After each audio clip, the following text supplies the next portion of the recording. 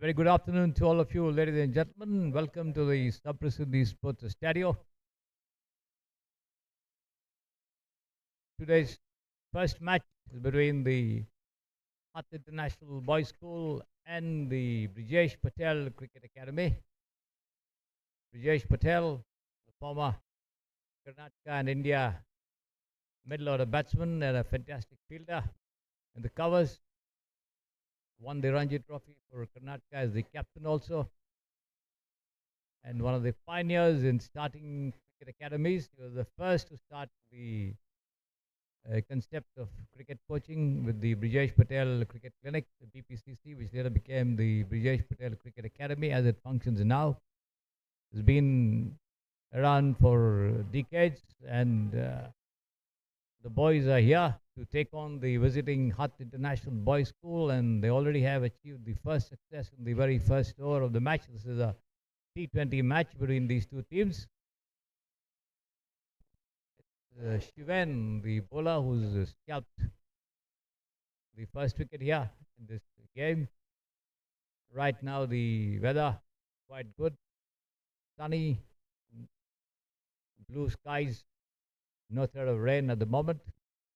Should be a good outing for the youngsters out there. And in the meantime, we also have two of the Hutt International Boys School players in the commentary box, Jonty Betty and George Tate, their wicketkeeper.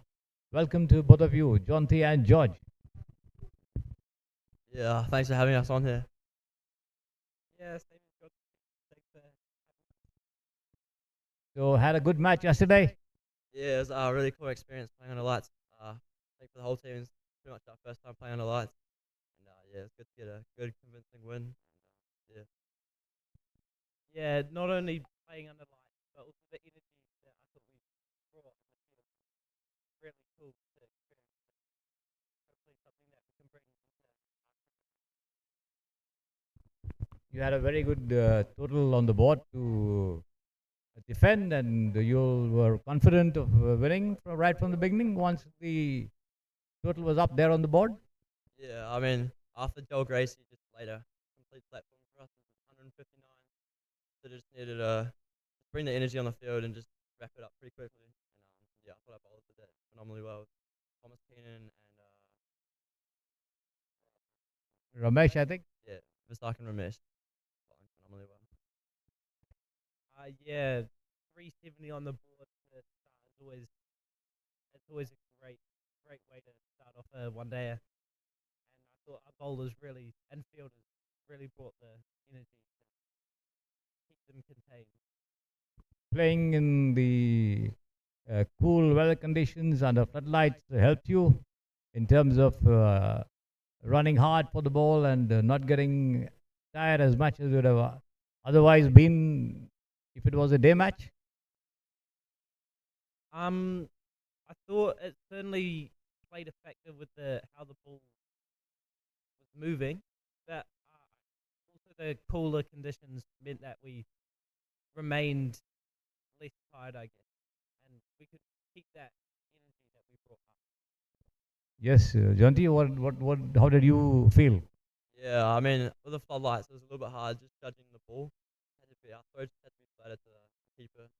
But yeah, just trying to bring energy because obviously it's late. We're not really used to playing this late. Trying to stay awake and bring keep the energy. What's going to happen today? You're playing a T20. Yeah, I think the goal was just bat really hard at the top, score some big runs, and then just like defend again. But just also keep learning, keep enjoying the experiences, and take as much in as we can. Good. Yeah, definitely keep learning and keep enjoying our cricket over here. But also a good score and a good performance would really help as well. It's not going to affect your approach to the game because yesterday you played a 50-over match, and today you suddenly switch over to a T20 match. Yeah, I think like Lewis said, like the last 10 overs, like a T20 is like similar to the last 10 overs in the 50 over. Just trying to like approach that and also like learning from that. Trying to score quick runs, good loud calling, and just like pushing those ones and the twos and stuff. George? Well, yeah, everything in a T20 is always quicker and almost more aggressive. So we really need to bring that back to the. How's your team composition? A lot of changes from yesterday's match, or more or less the same players out on the 11 here? Few changes. Sort of just giving everyone a go, trying to give everyone a chance at the top, and yeah, giving everyone a chance to bowl as well. But I think yeah, it's a different sort of team today. Well, yeah, obviously we have a new captain, Thomas Keenan. So he has captain before, but this is his first and on the tour. That will be good to see how he goes today. Bowling very well. Yeah, he has been bowling very well. With the bat, he's held his own as well. So looking forward to see how he does. The team. Any idea of the opposition? You have no idea? Not didn't really know who we were playing today, to be honest. But yeah, they look like a good team. Obviously playing in India, teams are always going to be good. So got to be prepared for that, and yeah, it should be nice good game today. Yeah, I mean we have not faced them yet, or really even seen them before today. But it's just another day, another team, and a new challenge. What I know, I can tell you that most of these boys play for a club called the Caustic Union Cricket Team, which plays in the KCA League. They are also, I think, quite experienced boys over there out in the middle, and I think it's going to be a very good match. Yeah, I think it's going to be a very good match. Yeah, it'll be interesting to see how it goes. What was your reaction when you lost a wicket so early in the match in the very first over? Yeah, a little bit surprising. I mean, Joe Keane's been batting phenomenally well this tour. So looked like he got a pretty good ball. So yeah, just feel bad for him a little bit. But Yeah, get a bit surprised, but the boys will bounce back. I mean, we got a lot of batters throughout our batting lineup. So yeah, But you have been losing the openers very, very soon. Tony and Raymond got out of the very first ball in the other match. So you lost a wicket today in the very first over. How do you go about it? yeah, I think it's a little bit different to when we played in Anantapur. Our openers batted really well. They're laying a good foundation. I think just with the new ball here, it just does a little bit more off the deck, and yeah, the bowlers are just maybe just doing a little bit more. Just more of a challenge, I guess. How much of a sort of a psychological impact that a loss of an early wicket have on the number 3, 4 coming in? I mean, it means you have to reset your thinking process. T20, people think about going for big runs, big sixes, but when you lose an early one, sometimes you do have to sort of keep your head down and just push the singles for a little bit. Dig yourself in to study the situation. Yeah, definitely. Just to build a little bit of a foundation for others to score big runs. How many more games are you scheduled to play on this tour, or is this your last day here? This is actually our last day here, so T20 now, and then T20 later this afternoon. I think maybe under lights potentially. So that'd be exciting. But yeah, it was going really fast. So a little bit sad, but also excited to get back home and see the family. I mean, yeah, it has gone very fast actually, but I guess we'll just leave it with a good performances today, hopefully, and yeah, should be. How long have you been here? The last 10, 15 days? We've been 5 days in RDT, and then 5 days here as well. But I think we'll be here a little bit longer. Shopping tomorrow and having a look around, going out to dinner as well. But yeah, it's about 5 games in each. I mean, yeah, tomorrow's really an opportunity to experience the culture, as we've been pretty busy playing a lot of cricket. So yeah, look, should be it's a bit sad, bittersweet to stop.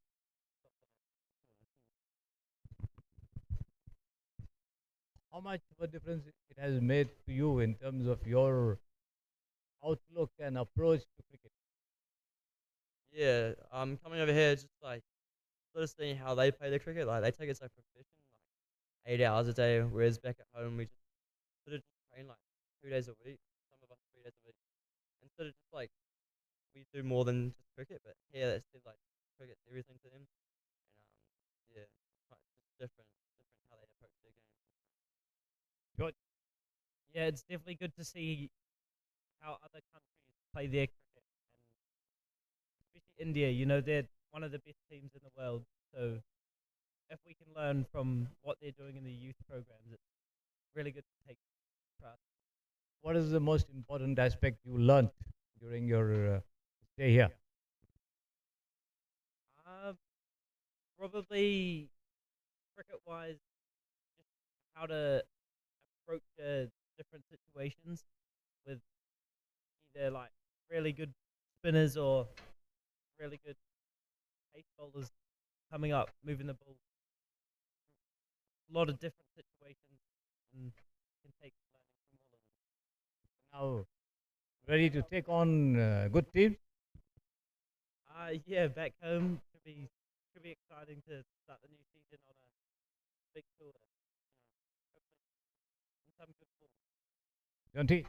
Yeah, I think for us, coming next year as well, trying to prepare for new seasons and new opportunities as well, and something hopefully we can take into our cricket back home, a bit more um, learnings and experiences, and especially learning from the year 13s as well, like how they approach their games, and how they play. Something we can take back home, hopefully to a final next year. Where we can hopefully take it. When does your season start this year? Is it going to start anytime soon? I think it's about a week. The actual season is a week after we get back home. I guess we'll be straight back into it. You know, training. Yeah, it's really exciting when we get back home.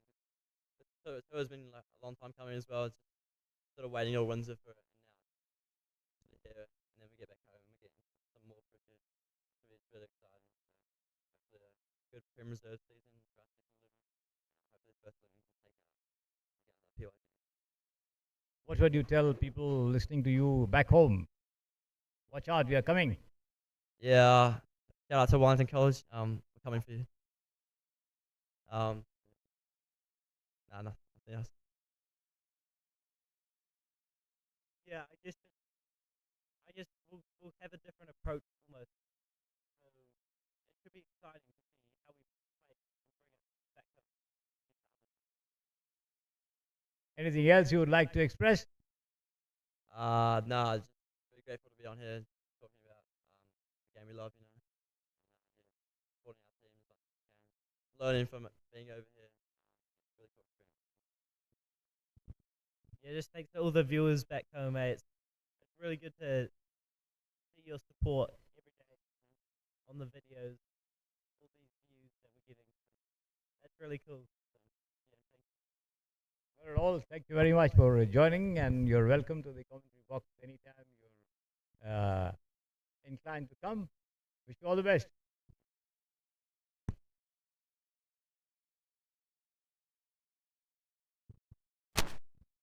And as we were having a chat with George Tate and John T. Betty, the score here is 14-1 for the Hutt International Boys School. With Shrish in charge of bowling operations from the far end. We are into the fourth over of the innings. This is a T20 match. Tony and Raymond and Will Grieve out there in the middle for the visiting side, which won the toss and chose to set a total. This is the Brijesh Patel Cricket Academy team over here. Most of these boys play for the Swastik Union Cricket Club in the KCA League. In fact, they have two teams, Swastik Union Cricket Club 1 and 2, and both formidable outfits. So these boys are going to be quite a handy opposition for the Hutt International Boys School. So certainly a very, very interesting and exciting match in prospect. Two T20 matches scheduled for today at the Samprasidhi Sports Stadio. We are into the first of the two here, and the second one to be played for the most part on the floodlight. Trish comes in and bowls, short pitch delivery, rising and driven down to the cover there as they take off for a very, very sharp single as the throw comes in, and they complete the run, taking the total on to 17 for one.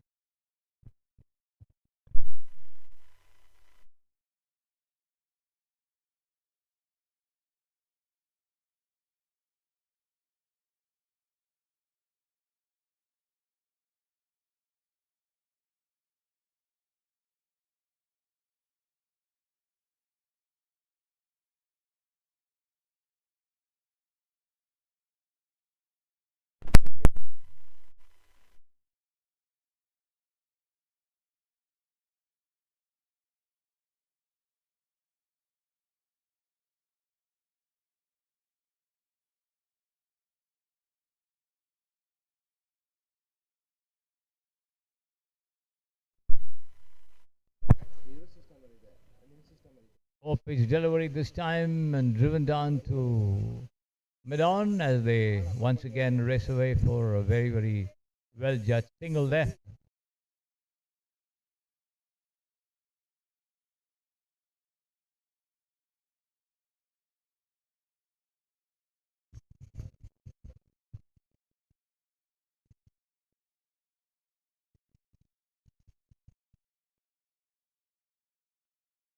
Once again on the leg stump, driven down past the bowler to long on, and again they cross over for a sharp single. Will Grieve and Tony on Raymond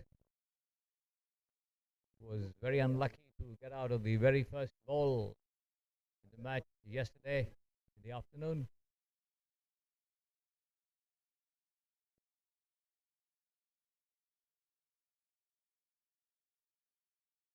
This is taken on the half volley and driven powerfully to extra cover there. The fielder gets to put his hands to it, take the sting off the shot there as it rolls a little away from him, giving the two of them time to cross over for 2 runs.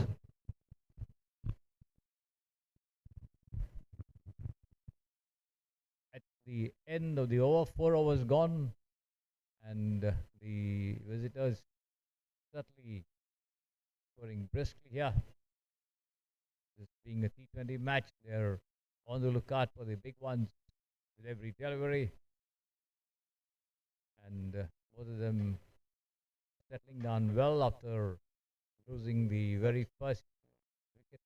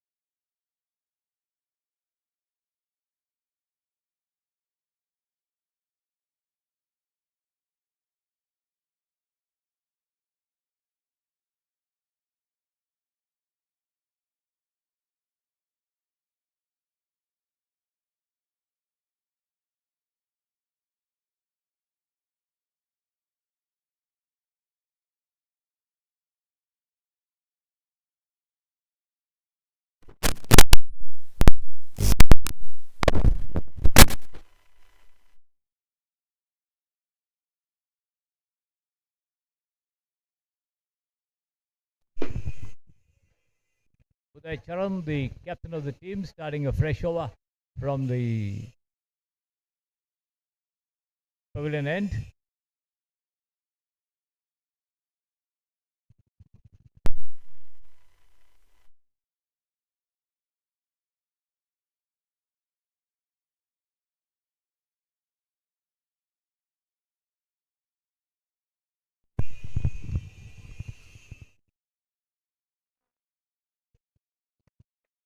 There's some effective strokes here from Will Grieve and Tony and Raymond. They take the score on the 26th for 1 wicket here. A brilliant full shot through mid wicket for 4 runs in the previous over.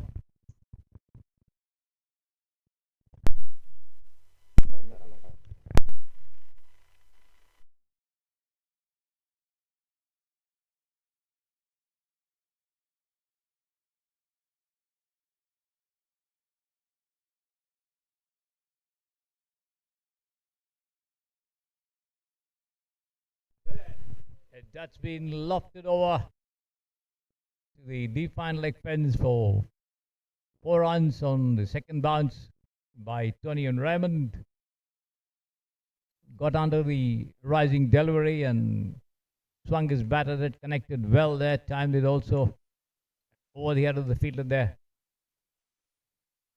There you see the replay of that effort. The total going up to 34 for 1. Last ball of the over from Charan, given away 13 runs in his very first over. Right arm over the wicket from the pavilion end. There he is. Here outside the off stump, Estonian comes forward to it and drives into the covers, picked up by the fielder there. No question of any run. End of the over, 13 runs in the over. As the Hutt International Boys School now settling down to a nice flow of runs after having the shock of losing a wicket in the very, very first over. Tony and Raymond, as I was mentioning, got out of the very first ball in one of their previous matches. Somehow the visitors losing early wickets, but then settling down well to come up with some good batting performances. They've managed to put up some good totals against the opposition that they have faced in the matches. And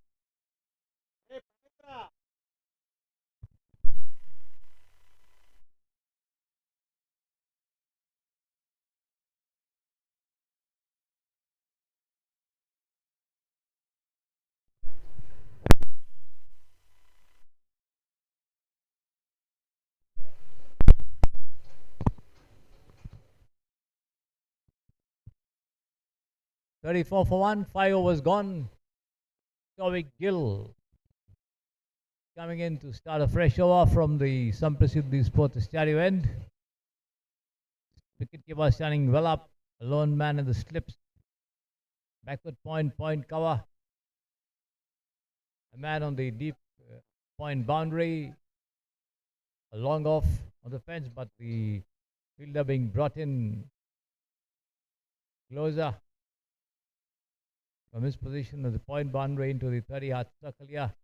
Left arm over the wicket, well flatted, driven down on the half volley to long on, only a single.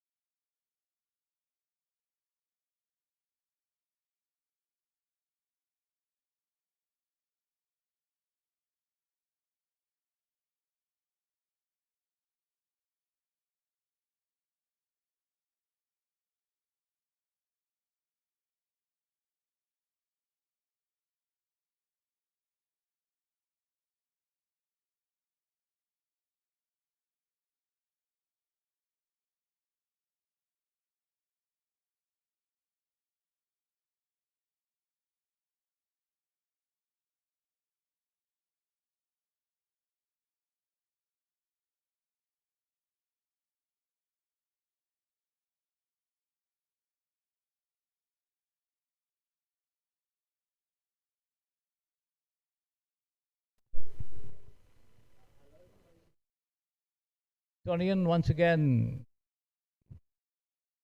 pulling it down towards the deep square for 4 runs.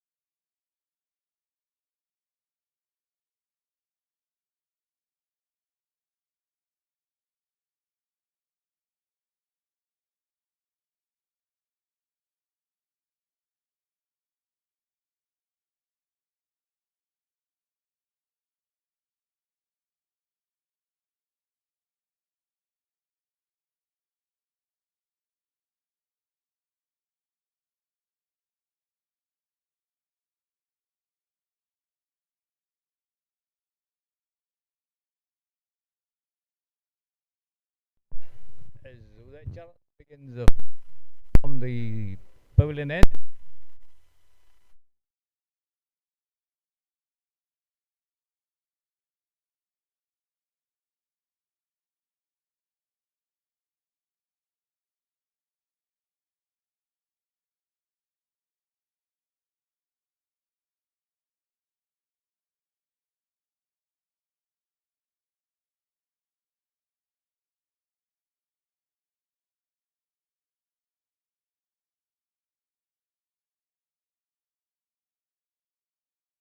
At this point of time, we are being joined in the commentary box by two of the star performers in yesterday's match. Vishak and Ramesh, who took 4 wickets to ensure that his team wraps up the match by more than 100, I think 105 runs. And Jewel Gracie, who produced an absolutely stunning knock of 159 runs to ensure that his team posts a very good total of 379. Welcome to the commentary box, Ramesh and Joel. Hi, thanks for having me. Great to be here. Yeah, thanks for having us today. How did it feel yesterday to come up with some good performances? You were confident of defending the total? I mean, yeah, it looked like it wasn't a road to bet on, so I thought 369 was pretty good score and was comfortable enough defending it. But when that lefty came out to bat, that's when we started to get a bit nervous because we seemed the ball well, couldn't really figure out a plan to bowl to him.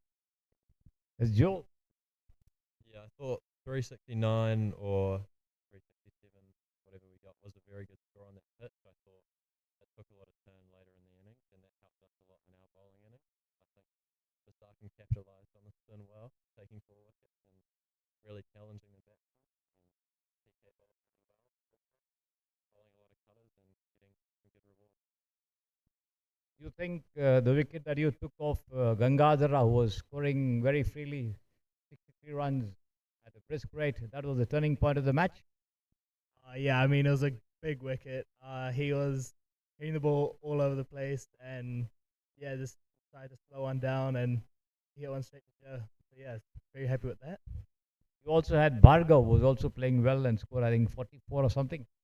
Yeah, it was good to get the state batsman out and bring out the new batsman, and with the big total as well, the added pressure meant that they couldn't score as freely as they would, and yeah.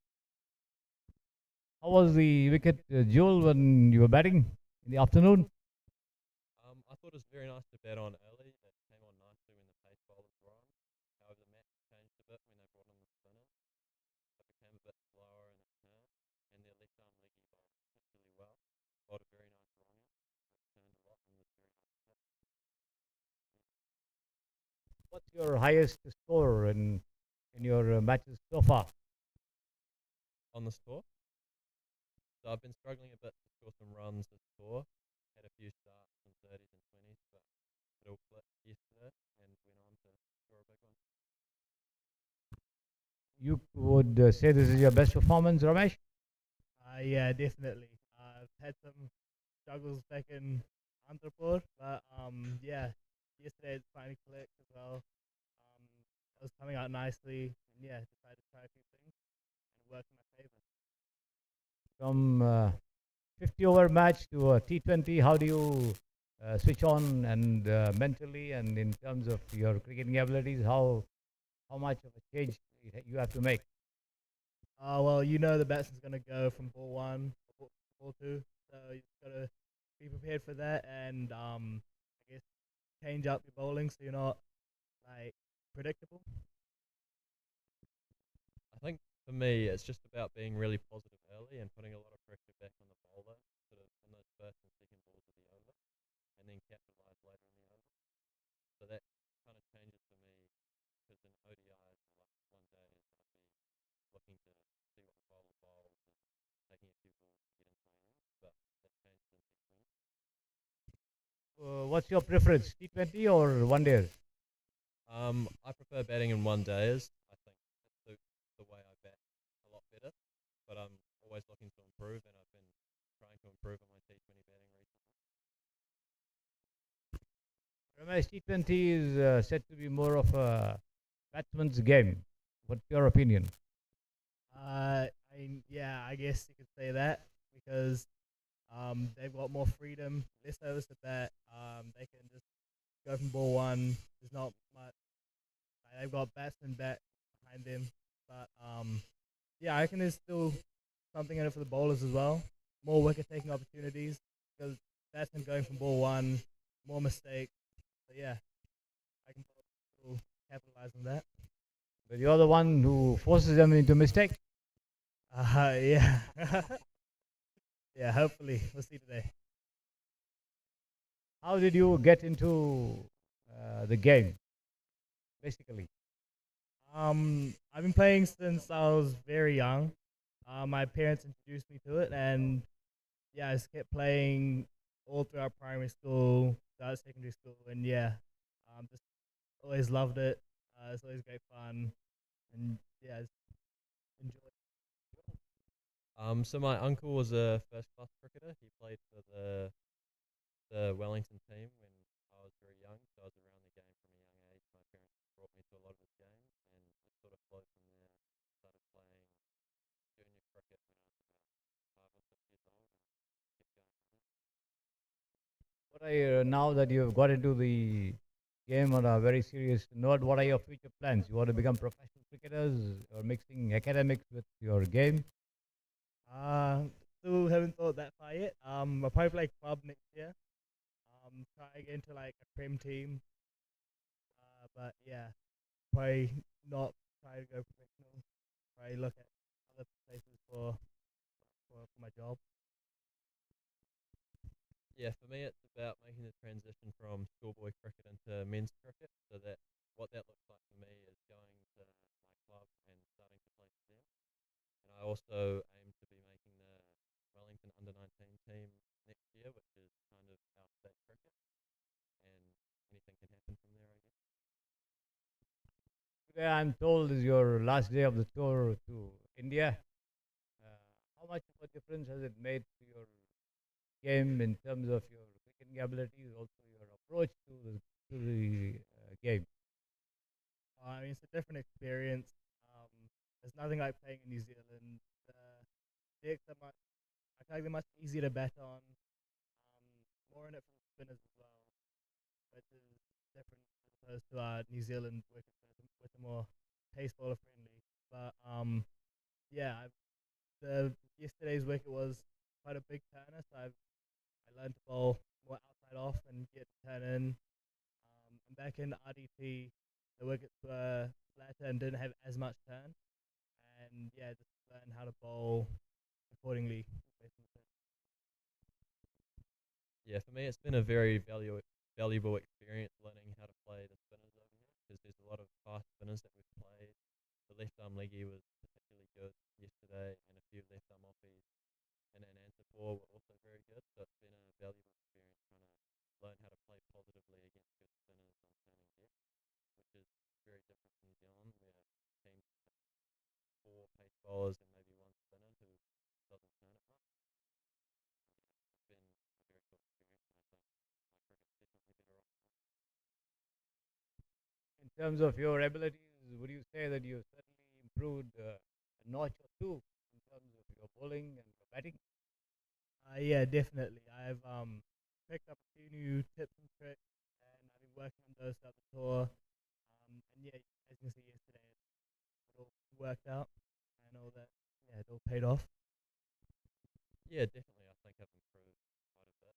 Not only my batting, but also my bowling. I've been learning how to bowl off spinners during our pre-season.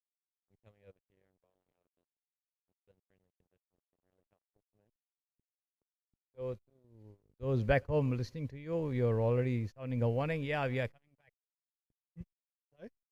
We're coming back. Improved cricketer. Oh yeah, yeah. I'll be a new bowler basically. Yeah, I'll be looking forward to getting into the school season for Hibs and trying to win the ground. What else would you like to tell people listening to you back home? There's not much to say. Hopefully we'll get this game in the bag and next game as well, and yeah, bring home some more W's.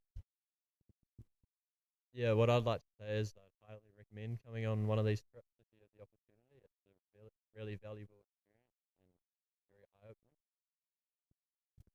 Well, thank you very much for joining us at the commentary box. Visakan Ramesh and Jewel Grassy, wishing you the best in your matches ahead and also in future. Good luck.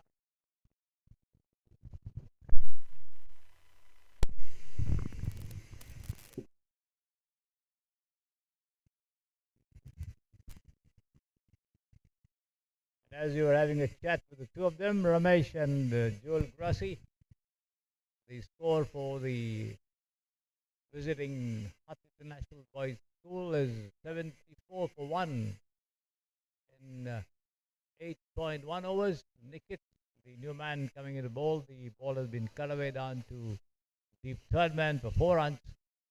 This time, there you see the replay of that stroke.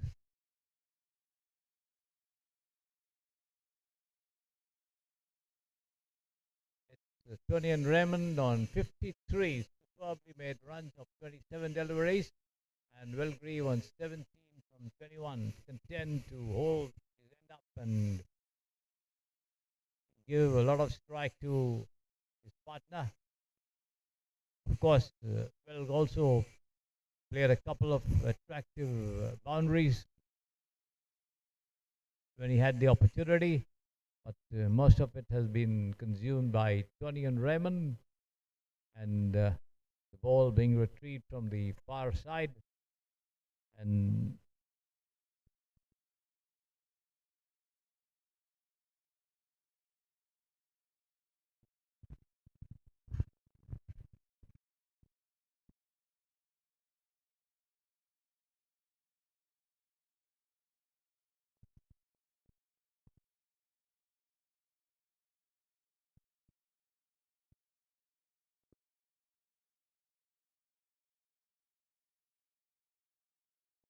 just 2 deliveries gone this over from Nickett, operating from the purlin end, right arm over the wicket. Once again, Tony and drives into the covers and takes off very, very quickly with the stroke. A very well taken run over there. The single. It's now 79 for 1 as Tony goes up to 54.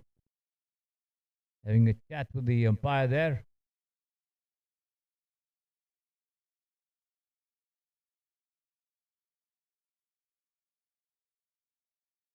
I wonder what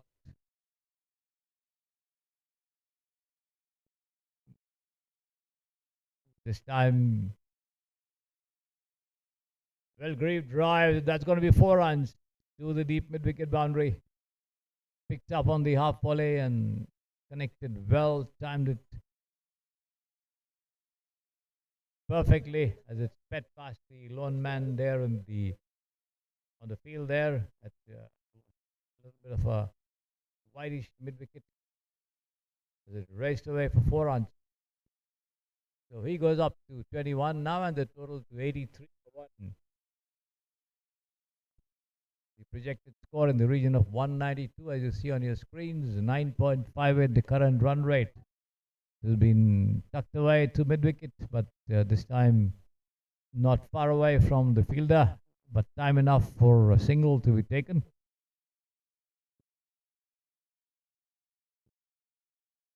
After the early success, the Brijesh Patel Cricket Academy boys, certainly under pressure from these two batsmen, who settled down to produce some big strokes and take the score along. Good run rate being maintained as well by the two of them. Tony and Raymond on strike.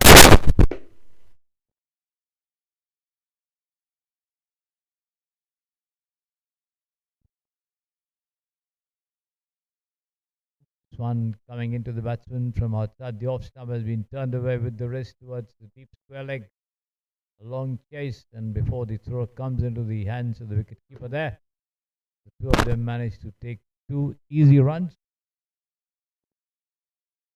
Tonian goes up to 56 and the total to 86 for 1. That's the end of the over from Niket, given away 16 runs in the only over that he's bowled so far. Certainly a good total in prospect for the Hutt International Boys School over here.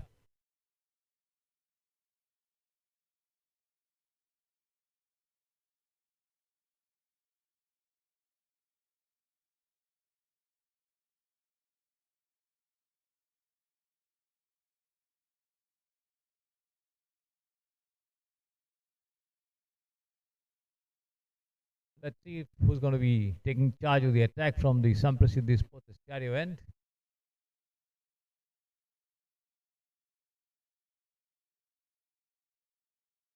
The Brijesh Patel Cricket Academy boys in their blue and white attire.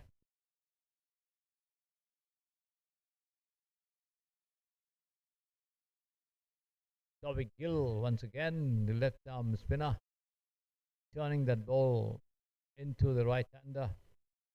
Welgree, who tucked it away to point and get the single there.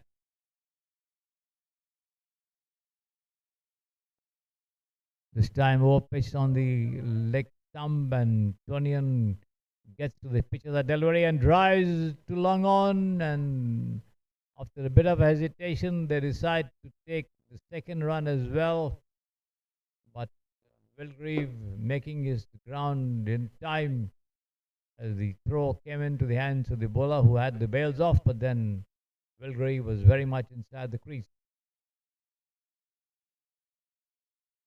This has been cut away down towards the third man. There's a fielder chasing it, gets to it, and in the meantime they take 2 runs.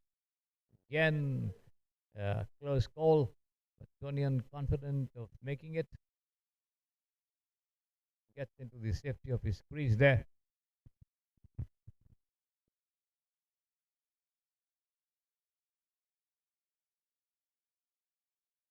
This one turning away from the batsman who tried to play against the turn.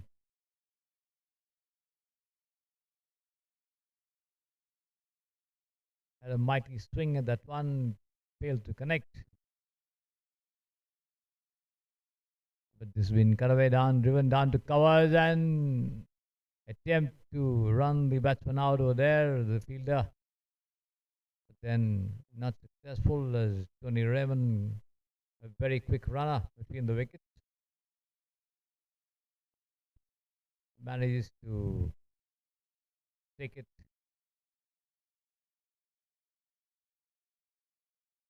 This time Belgrave comes forward and pushes it gently into the cover region and walks off for a single. End of the over. Taufik Gill, 3 overs, none for 27. 90 93 for 1 as the Hutt International Boys School slowly but surely moving up to the three-figure mark. 10 overs gone at the halfway mark. It's 93 for 1. Certainly, the two of them have the opportunity now to have a go at the bowling and see how much they can do to add to the total in the remaining 10 overs. Because the Brijesh Patel Cricket Academy boys also experienced to chase total. It's going to be Advait Kamesh to take charge of bowling operations from the pavilion end. There he is, setting the field for himself. The wicketkeeper standing well up. Wants the man at deep backward square leg to come inside the 30-yard circle. At backward square.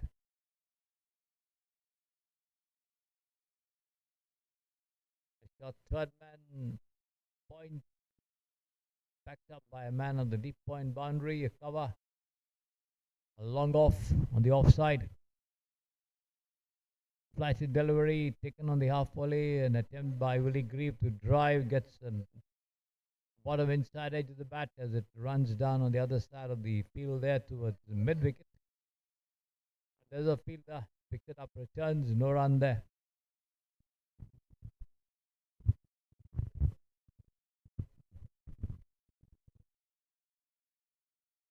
Again, this time the ball turning in and he's got him. Wonderful delivery. Giving it a little more air there. Sharp turn, the off break. As Will Grieve came forward to drive, beaten by the bounce as the ball rose a little and managed to dislodge the bail as Will Grieve walks back. So Advait Kamesh successful in breaking this partnership. Did well to add 90 odd runs after having lost a wicket in the very first over. So Tony and Raymond still around there, 61 of 33.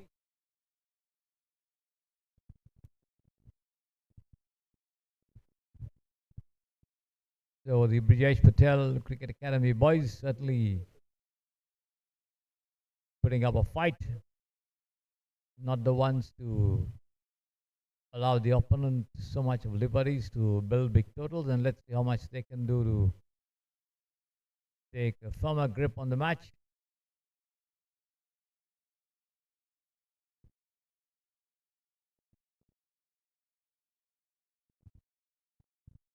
Today being the last day of the tour for the Hutt International Boys School from Wellington, New Zealand. They play 2 matches and then they go for on a shopping spree tomorrow before their flights take off, possibly later in the night tomorrow. In the meantime, it's Jack Jerry coming in to bat. The back foot drives to deep point. That delivery coming in once again from outside the off stump as he opens his account with a single.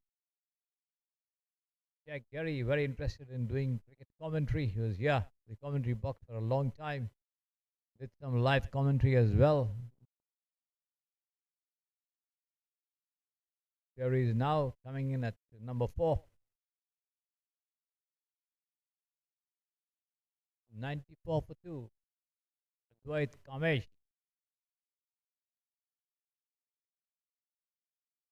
Once again, giving it a little more air and a lofted shot this time. Tonian gets the outer edge, but in the air for some time, but safely beyond the reach of any of them over there as it goes to deep point, and the two manage to take a single.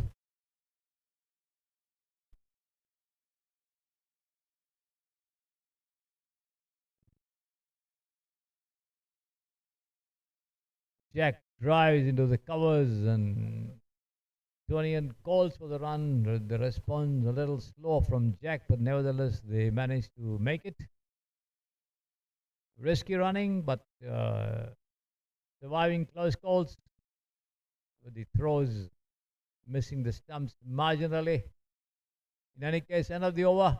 Advait Kamesh, 1 over 3 runs and 1 wicket.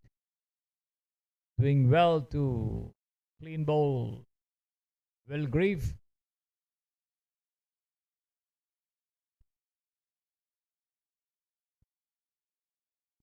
"11 overs gone, 96 for 2.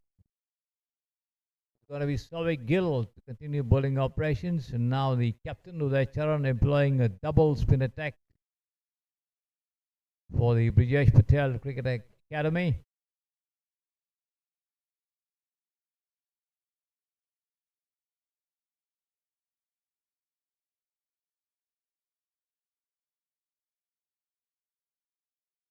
Slightly over pitch delivery outside the off stump, keeping a little low there.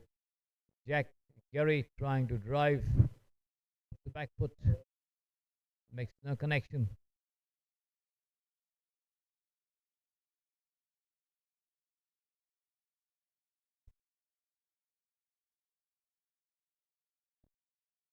Souvik missing his stride a little, goes back, goes and beaten there on the front foot. Jack Gary, the ball turned away from him. The wicketkeeper having the bails off, but his right foot was anchored well inside the crease over there. By Narayan, unmoved at 12.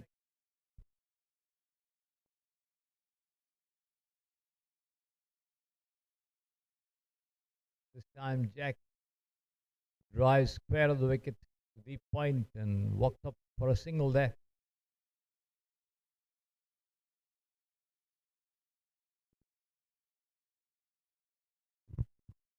"97 for 2. Attempt by Tony to sweep does not make proper connection. They wait for the umpire signal. Leg by.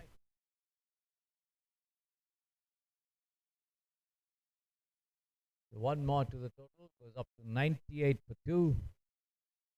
And let's see what Jack Gary is going to do here. Punches it into the covers, but straight to the fielder there. Not able to bisect the field for runs. Once again, the leg break going away from the batsman. Jack watching it into the hands of the wicketkeeper. End of the over. Souvik Gill, 4 overs, 28 runs, yet to pick up a wicket. 12 gone, 98 for 2.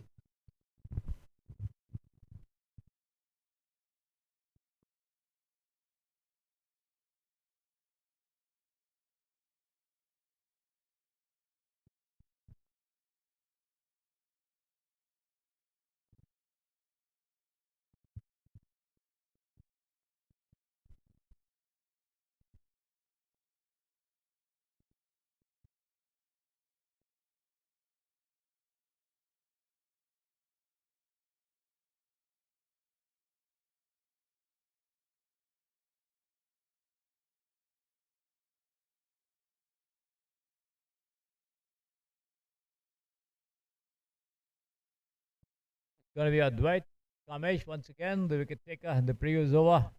Back into the attack here. Flights this one outside the off stump as Tonian goes down on one knee and drives. Not connecting very well there. The ball taking the outer edge and running down towards deep mid wicket. Gets a single there. This time attempt by Jack once again to drive, but the ball coming into him from outside the off stump takes the bottom of the bat and runs down to mid wicket. Straight to the fielder there, no run here. 99 for 2. One more to reach the 100-run mark.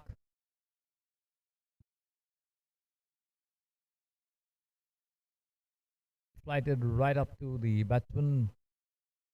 Jack takes it on the half volley and drives the ball, runs down towards deep point as they walk up for a single here, which brings the 100 of the innings on the board. 100 for 2, the Hutt International Boys School.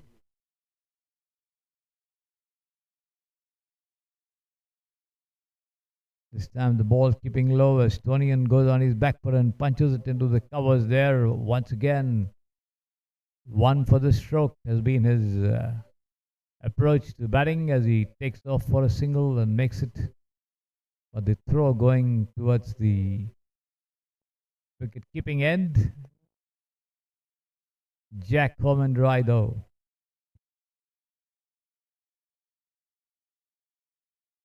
Off the back foot, Jack punches to point, deep point, another single. He goes up to 5 of the 10 that he's faced so far. Raymond on 64. On strike, the boys will have to take a little more risk. Full toss. Punch through to long off, but there's a fielder there close to the ropes. Not more than a single to be had there.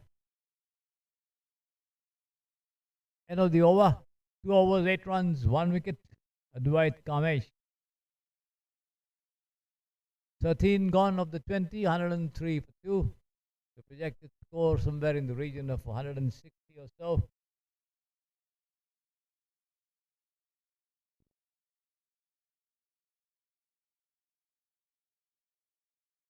Jack Jerry on 5, Tony and Raymond on 65.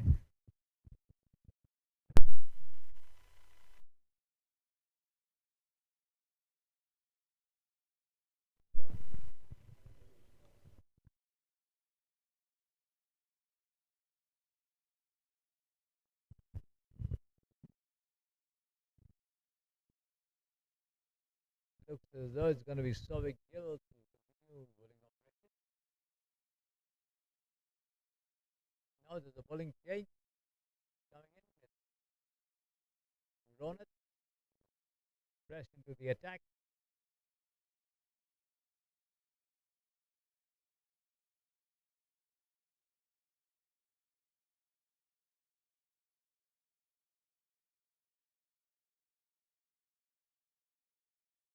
Right arm slow bowler. And outside the off stump, a lofted shot towards deep mid wicket, and he's out. Yes. Tony and Raymond picking this one on the rise and executing a lofted shot there towards the deep mid wicket, but straight to the fielder there on the boundary line. The ropes, who did not have to move an inch as the ball straight away landed into his grasp. So Tony and Raymond out after making a superb 64 as the Hutt International Boys School lose their third wicket, 103. 13.1 overs. Ronit getting a wicket of the very first ball that he's bowled in the innings, and certainly the Brijesh Patel Cricket Academy boys not allowing the Hutt International Boys School to seize the initiative and build up a very good total, chipping in with a timely wicket to keep the pressure on the batting side.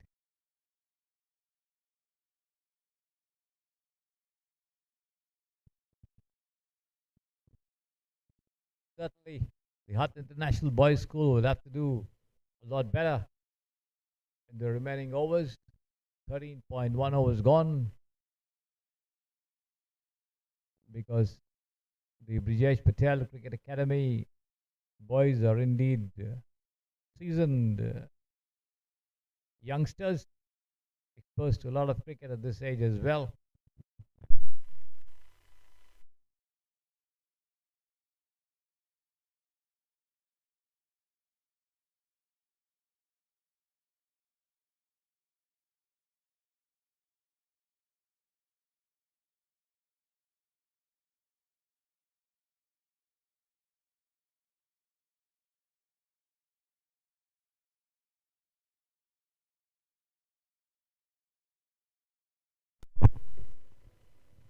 103 for 3, and the new man is going to be Ishan Patel, the left-hander. Medium pacer for the Hutt International Boys School, a very enthusiastic youngster. A lot of energy, always running around the field and doing everything possible that he can to contribute to the team's success. Batting, bowling, fielding, a lot of energy.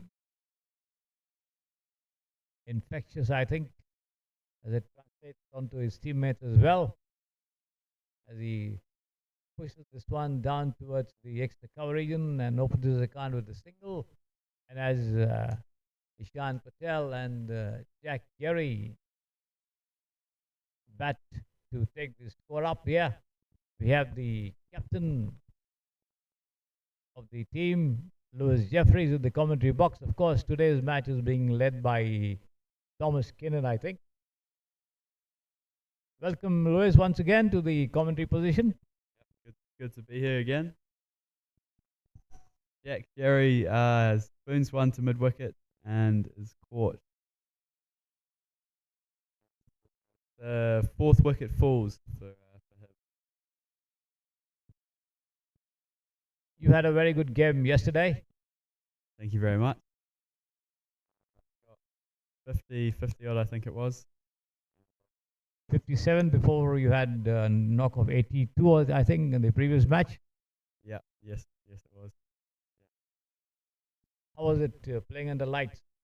Oh, it was a great experience. I've never done it before, so it was very fun. It was definitely a lot more difficult to pick up the ball. I think we found that quite a lot, and we got quite a few catches. But it was a great learning experience for everyone. You wish you had batted under light? I think we were pretty happy batting first, but it definitely would have been cool batting under light. I think it would have been hard to pick up the ball batting, so pretty happy that we batted first. 379 might not have come up. Sorry? You batted under lights. 379, your total might not have been there. Yeah, I think it definitely was harder in the first 10 overs to bat under light. The ball definitely started swinging quite a lot more for the opening bowlers. So yeah, I think it was a good decision to bat first. Today you're playing 2 T20 matches. I was also talking to your other teammates, Jonty, Vishakan, Joel, who are here. How much of a transition for you in terms of your cricketing skills and mental abilities, your mental approach, to play a 50-over game yesterday and 20 overs the next game? I think I've personally found it quite difficult to transition from the longer format to T20s, but I think from a batting approach, then it's about taking smart risks more often than you would in a 50-over match. Today is going to be your last day of the tour over here in Bangalore and India. What kind of a difference has it made to your game in the last 10 days or so? I think it's been a lot of fun, first off, but there's also been lots of learnings to take from playing in India. What is the most important thing you would say? For me personally, then I've learned a lot about my process for batting and how to keep that consistent through longer innings. What kind of opposition you felt you had? We've definitely been challenged a lot. We've played some very good players, and yeah, I think it's been good for the boys to play good opposition. As soon as you go back home tomorrow, what do you do? Start playing your league matches or your school championships? Or what are you going to get yourself involved in back home now?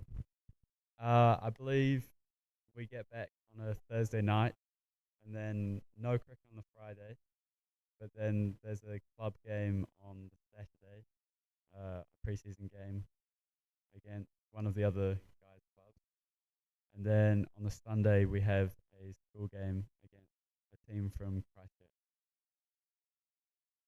The club game is what, part of your local league matches, or is it just a friendly affair between the two teams?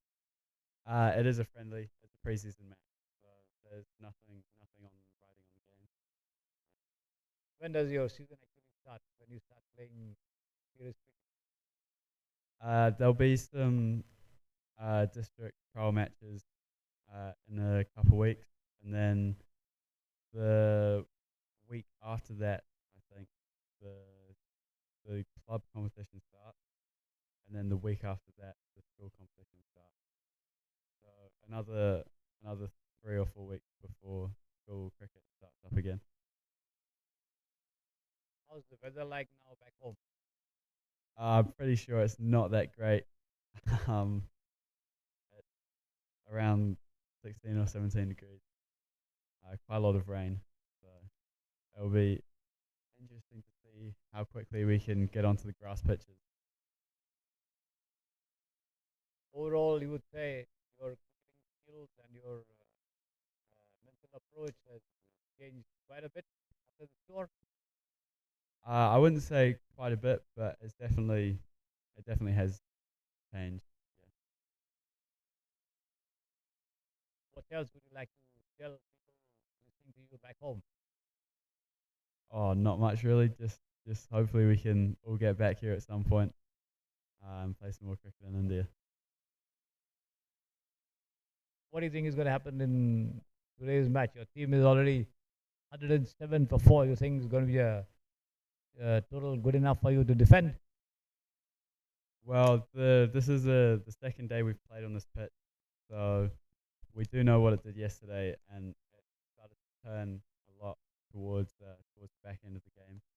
A lot of inconsistent bounce. So I would say the pass score would be around 140, 150, which we seem to be on track to getting if these two can push the run rate up a little bit in these last 5 overs. But I'd back our bowlers to defend anything over the 130 mark. Very happy with the bowling performances yesterday. Thomas and Ramesh taking 4 wickets each. Yeah, there was definitely points where we were put under some big pressure from a couple of their players, but Bpca came on and really changed the game. And then Thomas kept the pressure up from the other end, and they ended up having quite a big collapse through the middle. Would you say it was Vishakan who got rid of 2 of the batsmen who were very well settled? There was Gangadhar who scored 63. That was the turning point of the match yesterday. Yeah, I would say that was probably the biggest moment in the match when Bpca got that wicket, because he seemed to be on for a very big score. So Bpca did change the game with that wicket. We saw a lot of appeals from your side on the umpires, but at least I think 5 or 6 times. But then they might have been close calls. Definitely, but was it an attempt to exert some psychological pressure on the umpires, or what was it? PV always says, our coach, he says you got to ask the questions. So I think we were all up for the game at that point. So Harry pushed up the middle, got just short of the fielder. But PV always pushes us to put pressure on the umpire. So yeah, we're just asking the question, and that's what It was a psychological ploy. I wouldn't say purposeful. Natural. Yeah, just yeah. And Jack Gary was here.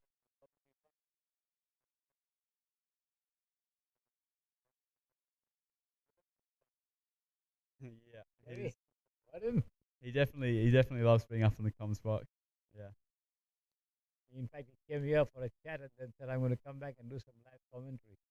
So please tell your people there's a new commentator getting ready in New Zealand. Yeah, Jack Gary on the way up in New Zealand. Well, Lewis, thanks for coming over here. Welcome anytime. Anything else you would like to convey to everybody? No, that's all from me. Thank you very much and wish you all the best.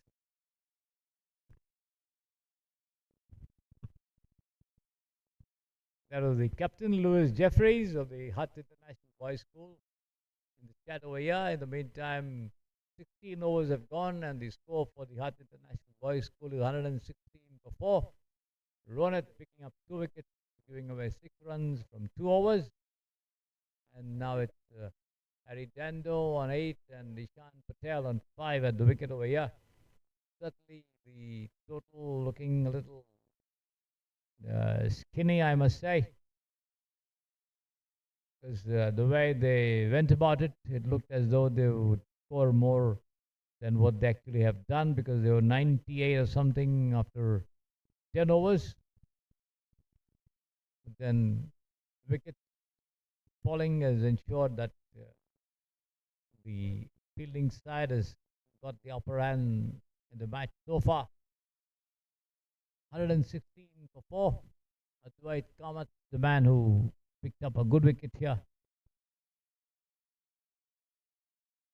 Once again into the attack, and an attempt to reverse sweep, and that connected very well there by Ishan Patel as he takes it on the half volley and bangs it away with a superbly timed reverse sweep to the left-hander's deep square leg boundary for 4 runs. The reverse converting that position from point to square leg.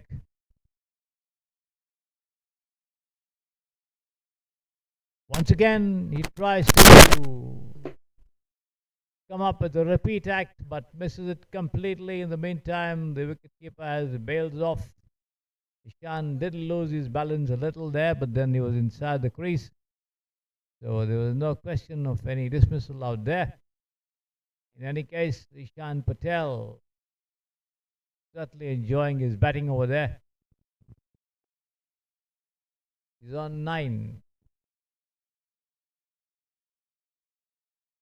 This time he comes forward and middles the ball very well on the rise and pushes it into the covers there, but straight to the fielder. Attempting a run would have been suicidal.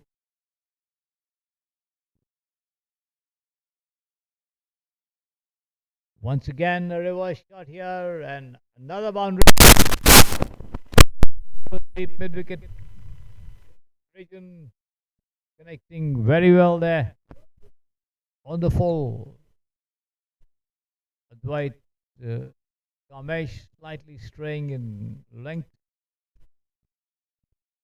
More of a loose delivery, which ended up being punished for 4 runs here.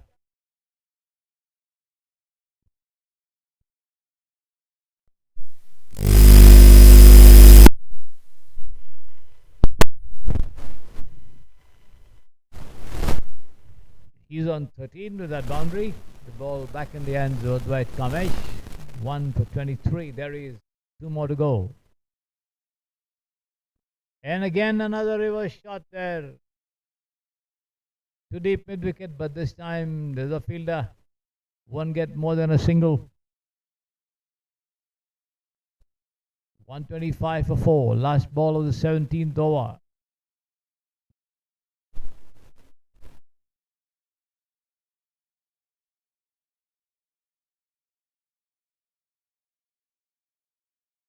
On the leg stump as the batsman takes it on the half volley, Harry Dando and drives down to long on. Just a single end of the over. Advait Kamesh 1 for 25 after 4 overs. And the Hutt International Boys School 126 for 4 after 17 overs. 3 more to go. Projected score somewhere around the 150 mark. The captain, Lewis Jeffries, is confident that they would be able to defend 150, 160 or so, but that remains to be seen, as the Brijesh Patel Cricket Academy boys, as I mentioned to you earlier, youngsters have had a lot of experience to cricket and certainly capable of chasing that kind of a target. Interesting tussle out here between these two teams, the Hutt International Boys School and the Brijesh Patel Cricket Academy. This T20 match between these two sides here.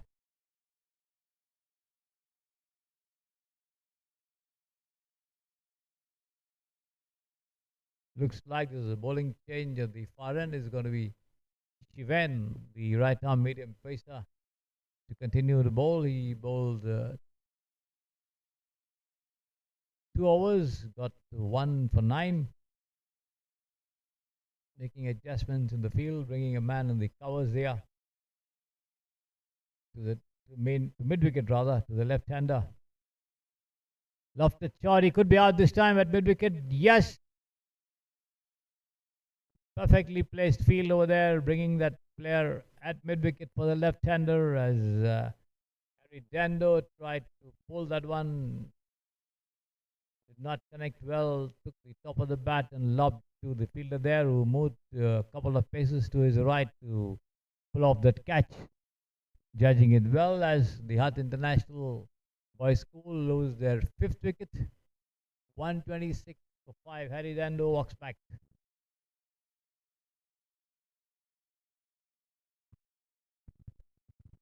So the Brijesh Patel Cricket Academy boys certainly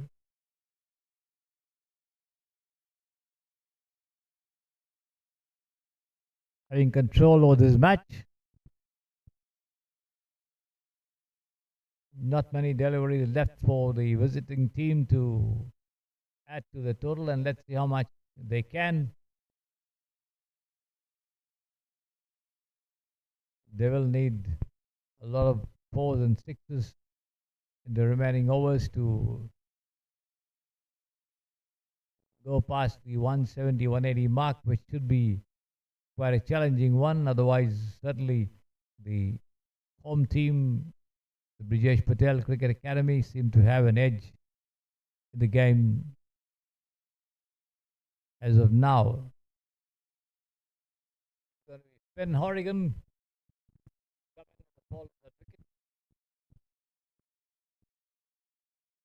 replacing Harry Dando there as he takes guard and marks his crease.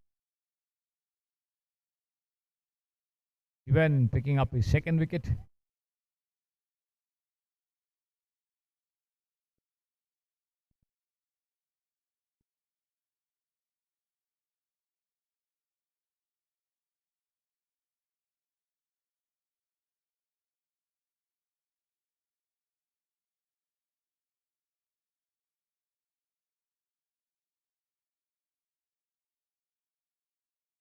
He runs in and bowls.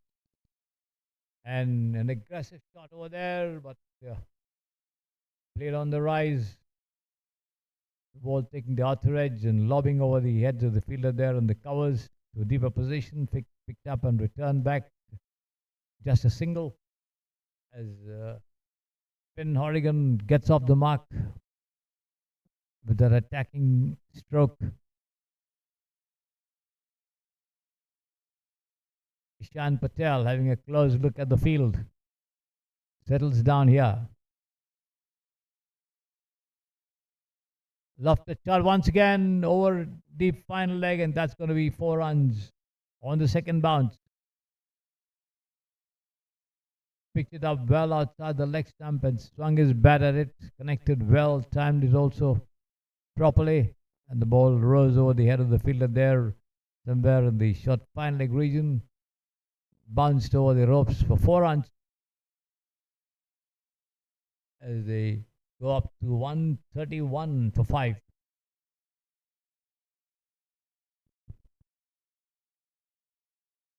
Ishan Patel goes up to 18 from 13.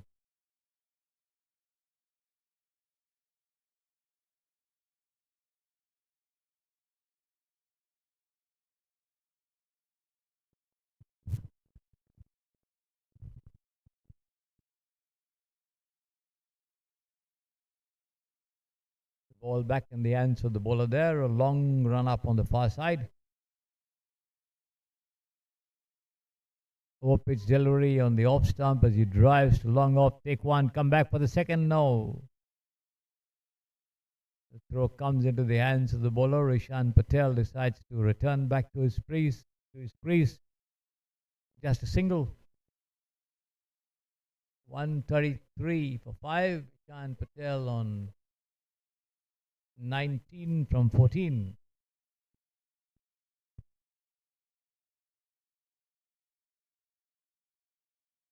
Finn Horrigan.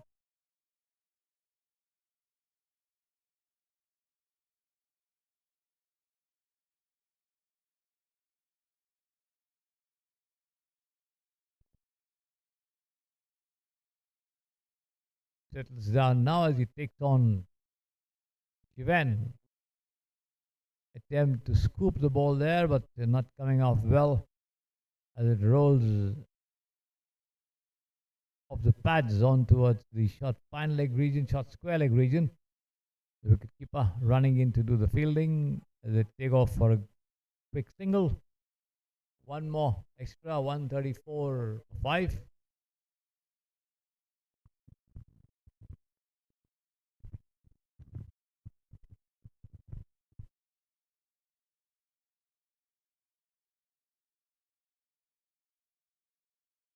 Once again, Nishan Patel moves away from the line and punches it to fine leg. Chance for run out over here. And he's out, yes. Took a single. Couldn't beat the throw to the wicketkeeper. The bails are off as Ishan Patel walks back. There you see it. So the Hutt International Boys School lose their 6th wicket. The ever energetic, enthusiastic cricketer Ishan Patel, very active youngster, walks back, scoring 19 runs of 14 deliveries. Produced a couple of improvised shots over here. Played the reverse hit to perfection. Got 2 boundaries. But his enthusiasm getting the better of him here and taking that second run, which certainly wasn't there. He tried to beat the throw, was unable to do so as the bails were off before he could touch ground. 134 for 6.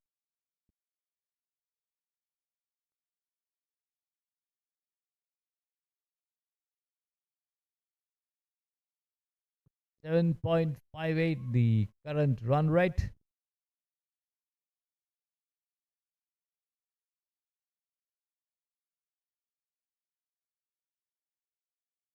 Finn Horrigan being joined by Henry Locke.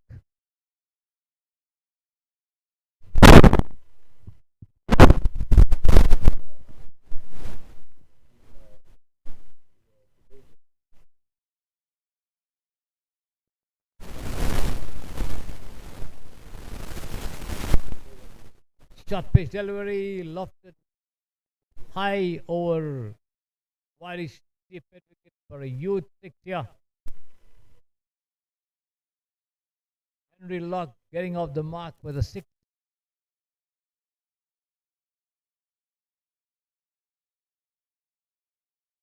End of the over as well. He went 2 for 23 after 3 overs. The total goes up to 141 for 6. 18 overs gone, 2 more to go. They will certainly need a couple of more of such big hits. And let's see how much you can do. Henry Locke and Finn Horrigan.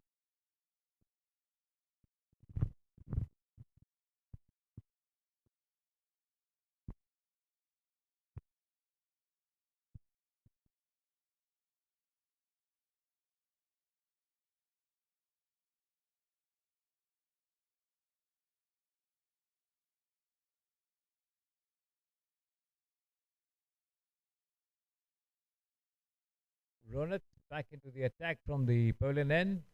2 for 6 from 2 overs. His figures, good bowling performance. Darius, short bowling run up. And this time the batsman goes across the line and tries to lift it somewhere in the vacant deep mid wicket region, but misses it completely as the ball keeps a little low to his liking. Taken by the keeper who appeals for a catch behind, but no, says the umpire. moved back to the ropes at deep mid wicket. And an up shot here. It could be out. Yes, he's out.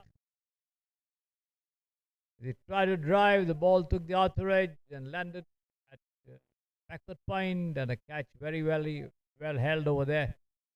The fielder moved a couple of paces to his left and made sure that he had the ball in his grasp. So, one more wicket down over here. 141-7, the Hutt International Boys School.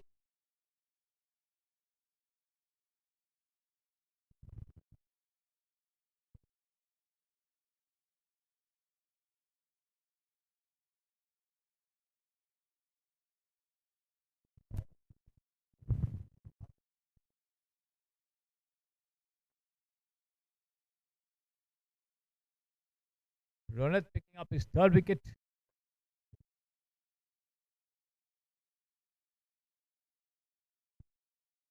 He held that one a little back a little and tempting the batsman to drive. He did oblige but got an outer edge as the ball lobbed into the hands of the fielder there at the backward point.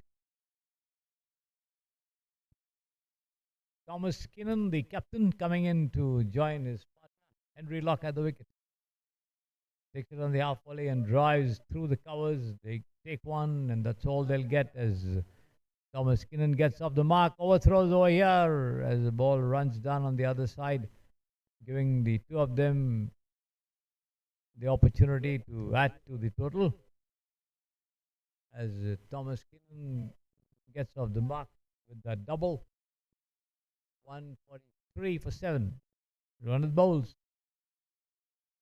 And this time outside the off stump as Thomas Kinnan tries to drive.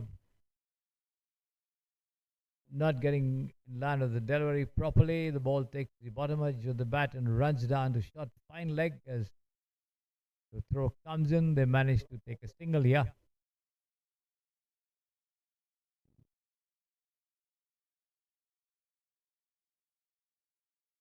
This time, Henry Locke plays it across the line of the delivery, gets down on one knee and gets to the pitch of that one and pulls it away down towards the deep,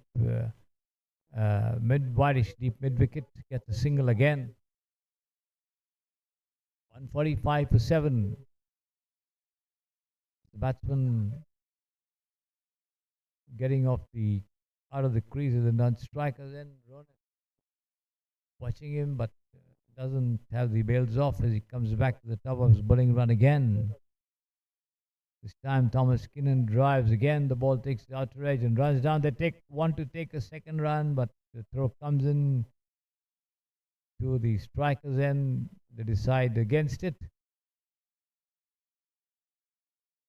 End of the over, 19 gone, 146 for 7. Ronit, 3 wickets, 11 runs in 3 overs. Certainly flattering figures for any bowler in a T20 match.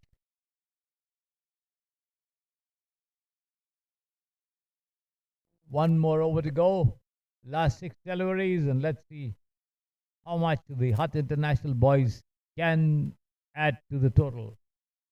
146 for 7. Thomas Kinnan, the captain, on strike. Been bowling very well, picked up 4 wickets yesterday. Coming down the order.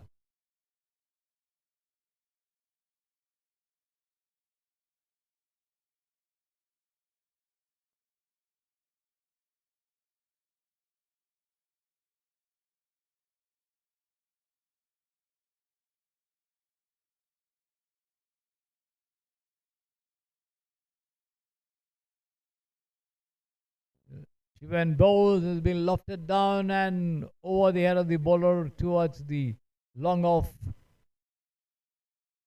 ropes for 6 runs here. And that takes the total past the 150 mark. They are now 152 for 7. 6 of the very first ball of the last over.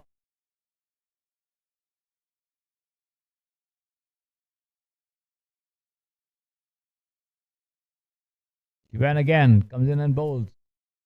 And again, Thomas Kinnan takes it on the half volley and swings it into the pavilion there, the top of the roof. Another six at long off this time.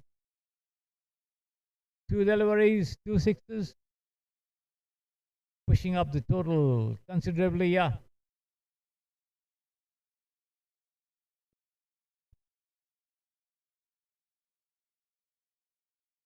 $158 for 7.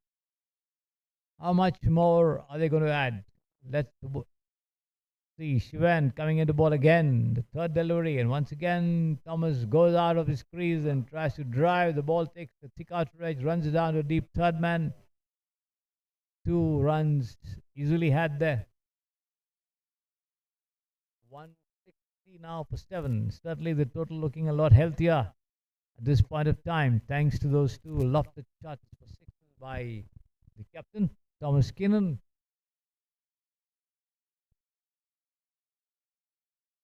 Three more to go. Shivan once again runs in from the Samprasiddhi's Potestario end. On the midland leg as Thomas Kinnan drives towards long on, and the ball stopped just inside the ropes. 2 runs again.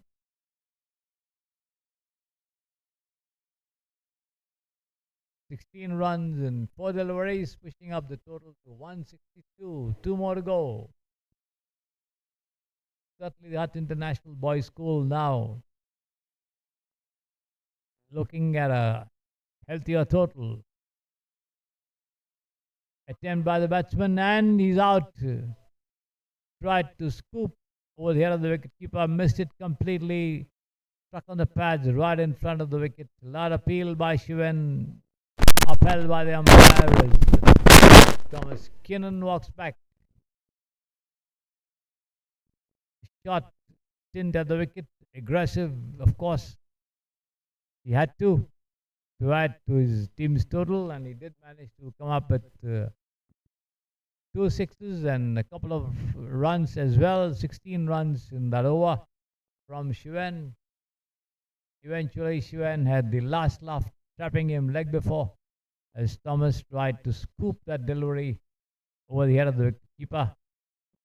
Failed to make any contact, was struck low on the pads. The umpire having no hesitation in rolling him out. 162 for 8. Last ball of the over and the innings coming up. It's going to be John T. Betty, who was here having a chat with us earlier on. Coming in at the fall of that wicket. He's got just 1 delivery left, unless there is a wide or a no ball for him to face again. Here is Shivan, last ball of the over and the innings. Well pitched up to the batsman on the middle stump, driven down to the extra cover region as they take off for a single. End of the over and the innings. So the Hutt International Boys scoring 163 for 8 in 20 overs, and the Brijesh Patel Cricket Academy needing 164 in 20 overs to win this match. And once they begin the chase, we'll be back with you.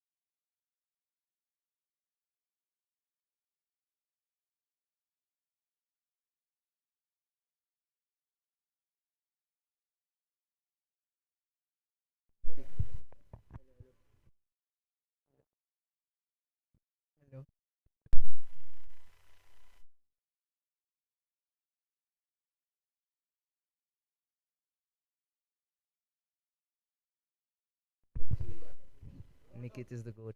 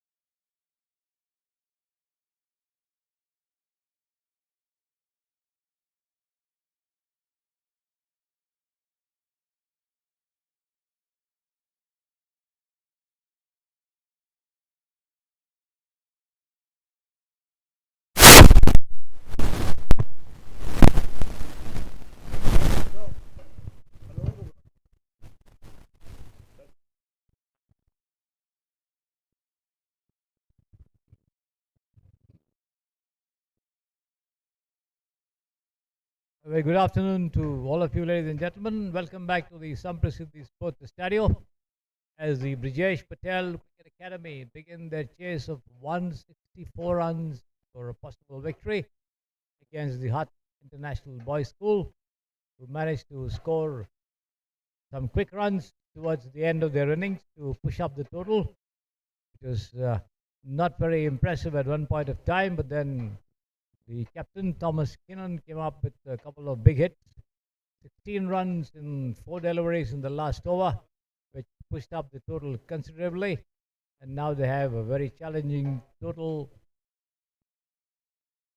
to defend as the attack is from the far end, the Samprasiddhi Sports Stadio end, with Henry Locke in charge of bowling operations. And out in the middle for the Brijesh Patel Cricket Academy is the skipper, Uday Charan and Rohit Reddy.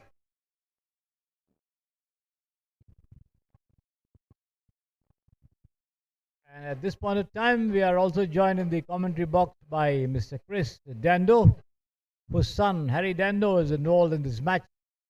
Welcome to the commentary position, Mr. Chris. Thank you. Fantastic to be here. Yeah, I think we're in for an interesting chase this afternoon. Very hot day for the boys, but you know they've taken a while to acclimatise to these conditions, but I think they're ready to give this defence a pretty good go this afternoon. Yeah, so it'll be an interesting afternoon, I think.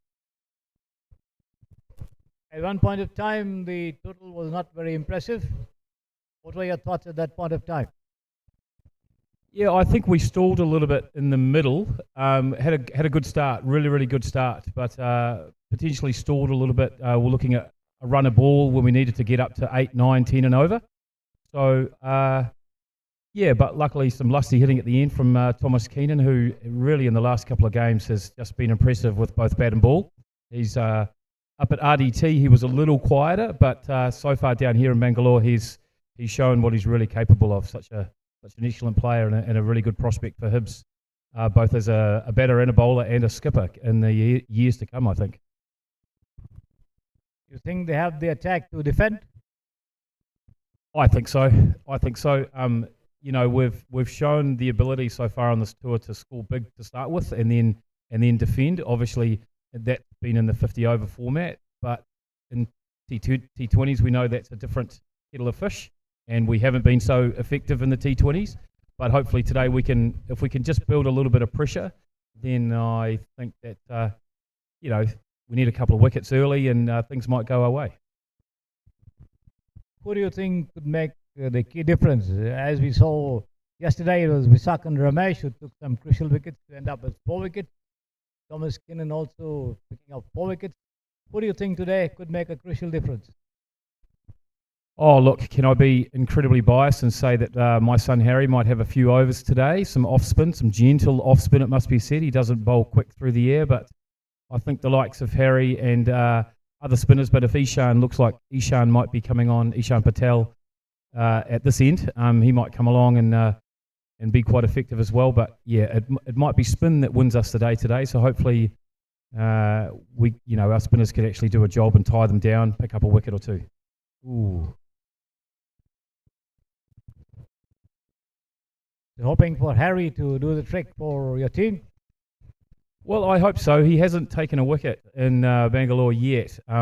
He got 9 up at RDT, so he took 9 wickets up there, including a 4 and a 3 wicket bag. But hasn't had a heck of a lot of bowling down this way.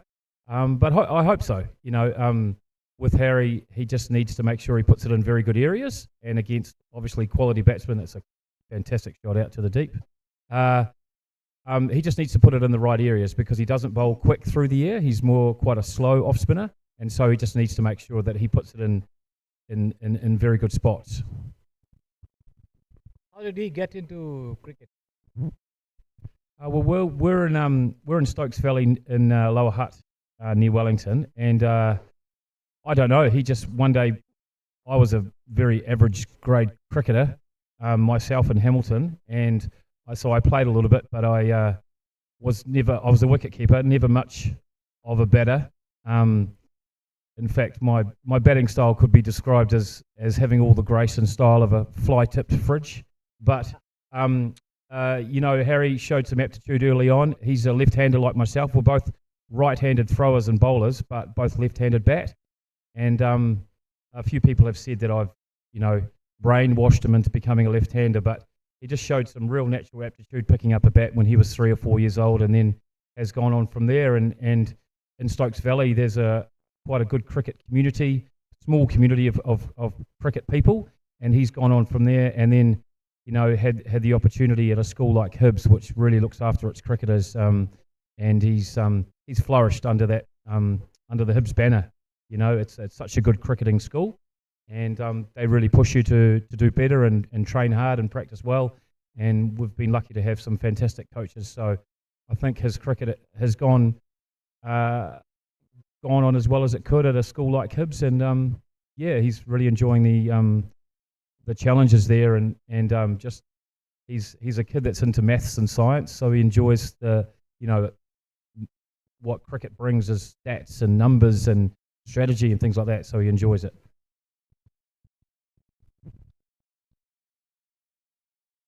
What about academics? How is he doing in terms of his studies? He's doing well. He's in year 12, which is the second to last year at high school, and the year 12 boys that are on this tour have had to bring some study material with them because they've got exams just days after we get back. So he's doing well. He's down the maths and science route at school, which is unbelievable, really, because I can't count more than my fingers and toes that I have in my hands and feet. So the fact that he's quite adept at maths and science is a miracle, really. But he's doing well at school, and again, like with the cricket and plenty of other sports at Hibs, the academics are so good, and the teachers and the whole philosophy at Hibs is to make sure that the kids are looked after. They don't fail. They if they're struggling, they get the help that they need. So academia at Hibs is in a pretty good place, I think. What are his future plans once he gets out of school? Does he want to become a professional cricketer, or what is he going to do? Look, I'll be honest with you. I think Harry's a good cricketer, and I think he can play some very good club cricket, but he's probably not going to be a black cap. He enjoys cricket and the challenges that it brings, so I think he's looking to, if he stays around next year, he's looking at engineering, and that might take him away from Wellington. But if he does stay around and go to Victoria University, he will probably look to study some engineering there and continue to play club cricket as well as football. He plays football during the winter. He's quite a decent centre back. So and he's had a couple of games for the Stokes Valley first team that play at a competitive grade. So he's playing against men when it comes to football. And I think he'd like to get into club cricket in Wellington, which has got quite a strong scene in Wellington. So I think those are his plans. If he does end up going to Auckland or Canterbury for engineering, then I hope that he keeps playing his cricket, because cricket is, as we all know, it's you make lifelong friends, and you learn about resilience and teamwork and dedication, and it's such an important. Those are important skills for our kids to have, and so I think that's one thing that Hibs has really been good at with cricket, is just making sure that those skills, there's such a huge, emphasis on them. What is he more interested in? Is that for cricket or for football? Well, it's funny you should say that. He very much got a. I didn't realise this whole entire interview was going to be about Harry, but there you go. He loves football, and during wintertime he loves playing his football, but he's better at cricket. He's a decent footballer, but he's better at cricket. And as with a lot of kids, I guess, he has very much a love-hate relationship with cricket. Sometimes it's the best game in the world, and you've scored a few runs and taken a couple of wickets.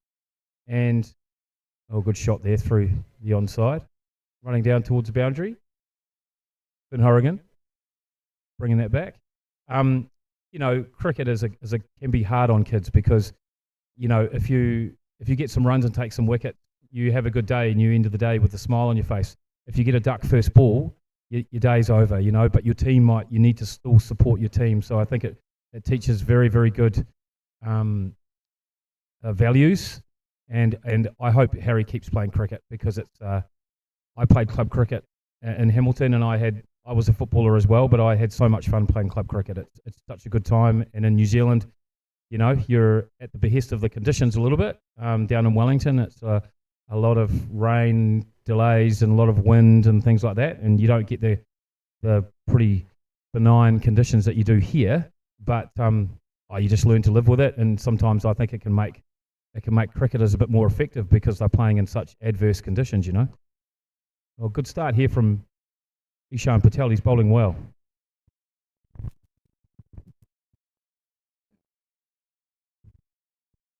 Today is your last day in Bangalore, I'm told. In the last 10 or 15 days that you've been around, what do you think has been the best thing to happen to your boys? I love the way that they've come together, and for me, one of the real pluses of the trip is, along with the good shot, is along with the the steady diet of cricket that these boys have had to play as part of their pre-season, because when we go back, they'll get straight into their cricket season from near the end of October. So I think it's been a fantastic experience in terms of getting them ready for another season coming up, and the way that there's 3 age groups on this tour with this team, and so it's been absolutely fantastic to see the way that the year 13s, the bigger lads like Finn and Lewis and the others, have looked after Harry and Jonty and George, you know, and really just given them examples about what cricketers should be like on and off the field, because they're very good at what they do, and they're running, even things like they're running between the wickets and things like that. It's just an excellent example to these boys. So I think, you know, it's been a fantastic trip for Hibs and the Hutt Hawks, who have been doing this a while. You know, it's a well-oiled machine, and the boys have been well fed. We've been well looked after, and it's been a fantastic experience for the school and for the boys. And I'm sure they'll go back with, it's a fantastic stroke down the ground. Just leant on it, didn't he? Just leant on it. And yeah, really, we can't speak highly enough of the people who we've met and have looked after us. It's, you know, everyone's just been so friendly, and people come up to us on the street and inquire where we're from and what we're doing here. And you know, it was a couple of contrasting situations in that at RDT and at Nantapur, you were just immersed in cricket. There was where we were staying in the grounds were quite close by. You couldn't really go out and do much. Whereas in Bangalore, it's the big city, it's the noise, and it's the chaos, the complete chaos of the traffic. Has been fantastic for the boys to see another country, another culture, and another way of playing cricket. So I think they can only benefit from what they've seen and done. Harry's got blisters on most of his feet. So he's coming to the end of a long tour, and he's tired and fatigued. But I guess it's just the boys are, they're showing some resilience to front up and bowl and bat again in the hot weather, and so this whole experience has been one I don't think we'll forget in a hurry. And it's just been a wonderful. Oh, that's a fantastic stroke. Goodness me, isn't it fantastic to watch a left-hander free the arms? I mean, I'm biased because Harry and Ishan are both lefties, but the way that he just frees those arms and smashes it down the ground, it's wonderful to watch. So, yeah, look, I know that this is the first trip. Some of these, I think one or two of these boys have come before with Hutt Hawks, but there's never been a Hutt International boys trip before, and I think this could become something that they do regularly, just to give the kids an experience in another country, playing in other conditions, learning some resilience and teamwork and bonding together, especially future teammates. Guys like George and Jonty, who are year 11s. They'll be in the first 11 for a couple of years, so that's good experience, good leadership experience for them. Learning from people like Lewis and Finn and Henry and Joe. So the 13s are just it's been fantastic with the 13s, which is a bit of a swan song for them because they're obviously leaving school at the end of this year.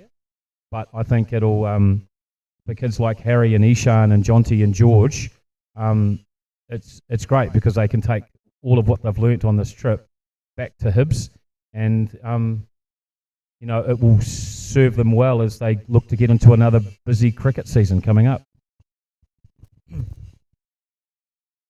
In terms of their mental approach to cricket, the game as they see it after the score, do you think it has made a difference to the way they look at the game now? I think so, and as I said, one of the key things has been when playing in different conditions is fantastic for you. You're just always learning. You're learning about how you should bowl, how you should approach your batting, and things like that. So I think the learning that they'll take home from this is absolutely invaluable. Like I say, as they approach another busy season. Did you have an opportunity to go to the cricket stadium, the Chinnaswamy Stadium in Bangalore, and go around? I think we're doing that tomorrow.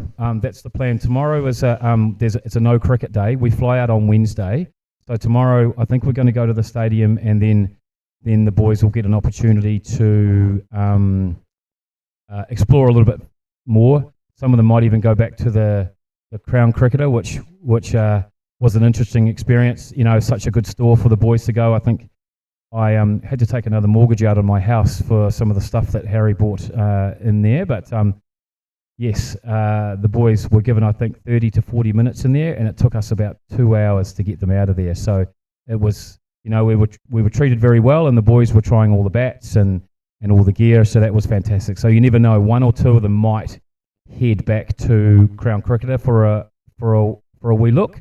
But yes, so I think tomorrow will be a chance to just do a little bit more exploring, because obviously a tour like this is quite cricket heavy, and we haven't had all of the cultural activities and opportunities that you can have in a place like Bangalore. But it's a tour that's about the cricket. So Harry's on to bowl now, so this could be interesting. Usually with Harry, it goes one of two ways. In the T20s that he's bowled so far, he's been hit.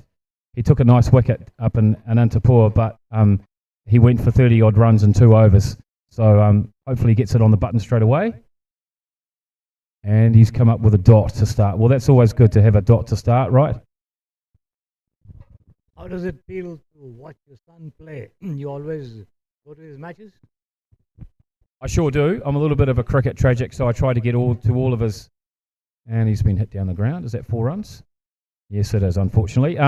Yes, I do. My wife and I are a little bit nervous watching him bat, because you just want him. Harry's he can be a little bit of a nervous starter. Once he gets going, he's okay. So try to get to all of his games. The Hibs has got a very good, solid cricket fraternity, so there's always really good support whenever the boys play, and that's not just at first 11 or second 11 either. That's right through. Cricket is such a big sport at Hibs, so there is definitely that support there. But yeah, it makes for long days. I've got a daughter, and she does not enjoy coming to. Nice, Ishan. So yes, I've got a 12-year-old daughter who doesn't enjoy cricket as much as maybe my wife and myself and Harry does. So it makes for long days, but good gaggle of parents. Good gaggle of parents. Harry's in the second 11 with Jonty and George and Thomas Keenan and Jack Geary. So really, really good set of parents there, and we just talk to each other on the sidelines, and it's got that. Yes. So just the one boundary off Harry's over. That's not a bad start in a T20 format. So yes, happy enough with that start for Harry. What about him? Does he have any reservations about his parents watching him play, or does he get inspired and wants to perform well, or does he become nervous that you are there in the stands? I think, like a lot of cricketers, Harry's in his own head a little bit. Whether my wife or I are there or not, I don't think it makes a heck of a lot of difference. He just gets on and does the job. Now and again, if I might offer some advice shouting from the sideline, I get a pretty short flick of the wrist as in, don't talk to me. Please don't talk to me while I'm trying to bat, Dad. So it's good. Harry's quite a focused sort of kid, and so whether my wife Sharon and I are there or not, I don't think it makes a heck of a lot of difference. He just gets on and does the job. He's potentially at the start of this cricket season, he might be looking to open with young Jack Geary. So, it's he goes through his own processes. I stay out of the way. It used to be that when he was a younger kid, he was 6, 7, 8, 9 years old, you would help him through throwdowns, but now he gets throwdowns from his teammates, and I just stay out of his way. And it's the same sort of situation when he gets out. I don't go anywhere near him for at least an hour when he gets out. You just let him go through his own process of dealing with what's happened. And for me to ask him 2 or 3 hours later, what happened, Harry? I just get a look. I get the look, and it's like, I know what I did. Don't talk to me about it, Okay. That's good. So it doesn't make any impact on him that you are there watching him play. That's a good thing, because otherwise it might affect his performance. No, that's right. I think some kids might be nervous that their parents are watching when they're a bit younger, but I think Harry's got to a point now. He's 16 years old, so he's in the younger age for his year at school. But he is, he's quite mature. He thinks about the game, and he certainly doesn't need mum or dad to tell him what he's doing right or wrong. And it's the same, like I said, he's in his own head when it comes to cricket. Whether we're there or not doesn't make much of a difference. As you see them play now in the under-18 group, whom would you say going ahead would certainly come up to a very good level as far as New Zealand cricket is concerned? You mean in this group here, this group of boys? Well, I mean, Lewis, who's a fantastic skipper, he's already made age group level, and there's no reason why any of those other 13s can't. I would hope that they go on and get those opportunities to play age group, because they're all fantastic hitters of the ball. They think about the game. They're all great leaders. And I think I've just cursed him in my mind, because I think the lad bowling at the moment, Thomas Keenan, he's a year 11 at school, but he's got such a bright future. He bowls off the wrong foot, which is very off-putting for batsmen, I think, and he hits a long ball. So I think he's certainly one, along with Ishan, who opened the bowling left arm from this end. I think both of those two are big prospects for their age group. I think they're among the better cricketers in their year. So I think they're certainly ones to watch from our perspective. You won't probably hear too much of them from Bangalore, but those are two cricketers that I think have the goods. And Thomas Keenan, who's just finished his over there, who's captaining today, he's been given the captain's armband, if you like, today, and he's a year 11. So I think he's got a couple of really big years in front of him, and if he keeps going in the trajectory that he is, he could push for representative honours for sure. You wish Ishan Patel was a little taller, would have been more effective as a medium pacer? Well, I think we'd always like Ishan to be another foot taller, wouldn't we? He runs in hard and he bowls incredibly quickly. But could be something to do with the genes. I don't know. Maybe he'll grow. Maybe in a future year or two, he might end up a 6-footer. But I mean, he does incredibly well for his stature. And you saw him bat today too. He's very inventive with the bat. He can because he's made the first 11 he's primarily a bowler. He perhaps doesn't get the opportunities with the bat that he maybe deserves. He's an inventive batter. He looks to get after the ball. Harry onto his bowl. Oh, that's gone through. Hit. Oh, goodness me. So yeah, I mean, Ishan, I think, he's a very dedicated cricketer, and from what I understand, he goes through. He's got a lower back issue, and he stretches and warms up really, really well. He's actually sets an incredible example to how someone should actually approach their cricket, because he's someone who runs in hard and has that big leap at the top of his action, and he hits the deck hard, so he's putting a lot of pressure on his back. And so I hope that doesn't lead to good bowl, Harry, good spot. I hope that doesn't lead to worse problems down the track. But yeah, I mean, you look at Kyle Jamieson. He's 7 feet tall, and he's got massive stress fractures and back issues and stuff like that. So, stink one, just a little short from Harry, and got the treatment. So you never know. You maybe Ishan's, if he doesn't grow, maybe it might be a good thing. I don't know, but for someone, there's a lot of there's a lot of fight in that dog. He's got such a big heart, and he bowls incredibly. Sometimes I think he's coming in after getting hit for 4, and he tries to bowl even faster, and it might not go so well for him. But he's always bowls with a lot of ticker, and I think that's something the other boys look at and they go, well, I should be just a no run there. He's such an example for a young lad to these other guys. The way he sets himself up, the way he trains, the processes that he goes through. He's he's a fantastic bowler. Oh, it's a good ball from Harry. He's given away 4 each over so far, Harry, but his other 4 or 5 balls have been reasonably on the money. Let's just see if he can get out of the over with only a boundary from it. That would be, yes. The funny thing is too, Harry, he got hit for 4 on that over, but I think he's bowled well, because the funny thing about, this game's in the balance at the moment, but we've lost our other T20 games on this tour because we don't play a lot of T20 in New Zealand. It's at the first 11 and second 11 level of, and third 11 at Hibs and in Wellington, you play 50 overs.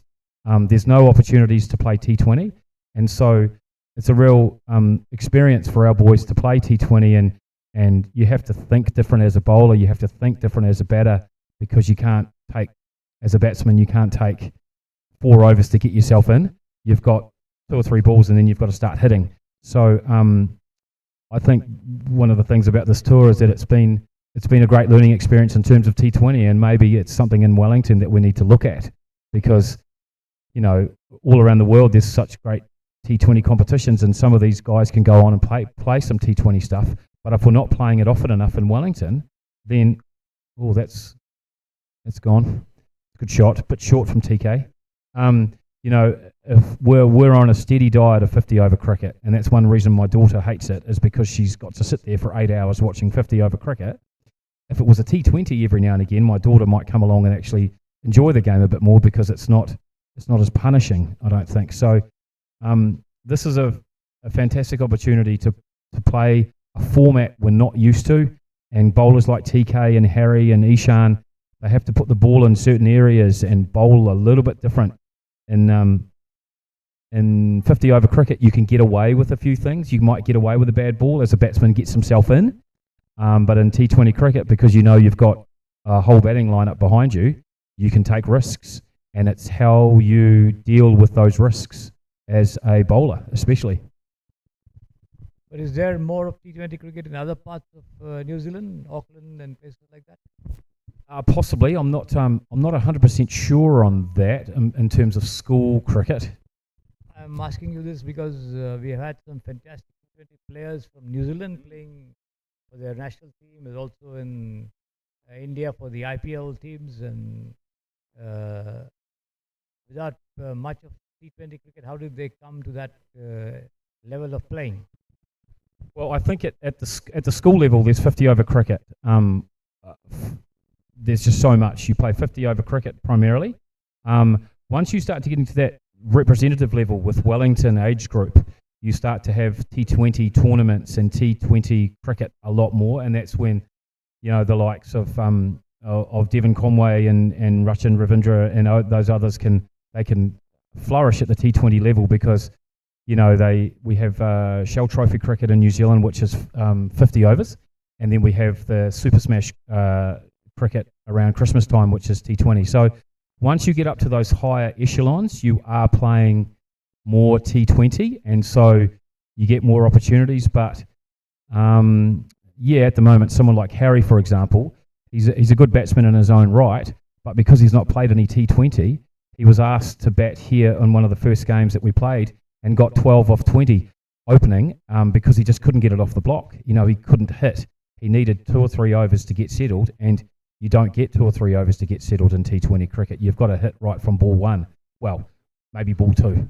That's a fantastic shot out to... Or they're coming back for a second. Oh, that's good running. It's fantastic running. So I think, yeah, once you get to higher levels, higher honours, the T20 stuff comes. But at the moment, in Wellington anyway, for the school competition, it's 50 over stuff. So it's a whole different mindset.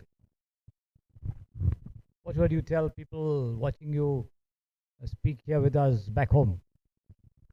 I hope I haven't been too boring. I hope I've, explained myself reasonably well. But look, I just want to say that because I know that we have, I won't say millions, but we have a few people listening and watching back home, and your boys are fine. They're in one piece. No one's been lost. We haven't left anyone at a busy intersection. They've all gone to bed at night at a reasonable hour. But when you've got someone like Ted Grieve organising this and Paul Brennan in charge, it's and Ravi, of course, who's looked after us so well. It's been a tour that we've enjoyed so much. The boys have got so much out of it, and I think when the report goes back to Hibs, because inevitably there will be a report because you have to do one because it's through school. I think all of what Ted and Paul report back will be complimentary about the treatment that we've received here, the steady diet of cricket that the boys have enjoyed, the camaraderie that these boys will always have after having a tour of another country together, and it's just been an excellent experience, and everyone over here, both at RGT and here in Bangalore, have been incredibly welcoming, and the pitches are a little different than what we are used to at home, but they've been so well looked after, and yes, it's just been fantastic. So thank you to everyone who's hosted us, and I hope in 2 years' time to hear about it. Obviously, Harry will be out of high school by then, but I hope to hear of another Hibs first 11 plus development players that get the opportunity to come. Well, Mr. Chris, thank you very much for coming here and joining us for this talk. Very nice talking to you. Hope people enjoyed listening to you and explaining everything that's been going on here with the team. Wish you all the best to you and your entire family, to Harry and everyone else at home. Thank you. Thank you, Stu. I appreciate the time.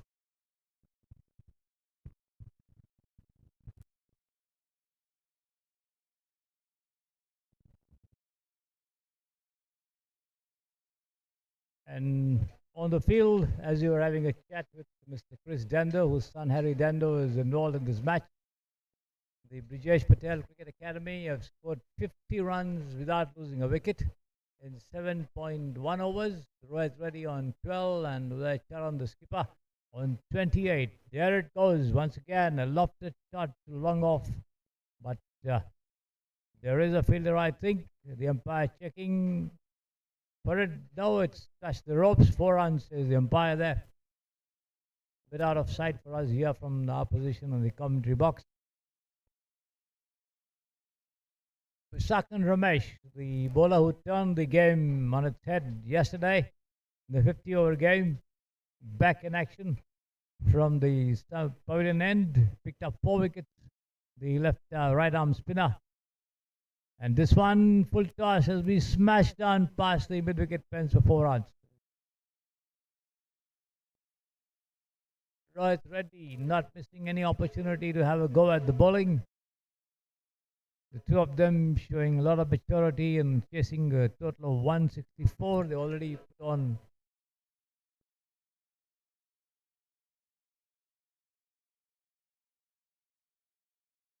58 runs for the opening wicket. As once again the batsman leads forward and bats it down into the deep cover region. Ishan Patel runs after it, unable to get to it. In the meantime, they manage to take 2 runs before the ball is thrown into Ramesh. Slight change in the field over here. Fielder brought into the mid-off area, and the ball goes straight to him over there as it ricochets off his hands, but not giving away any runs.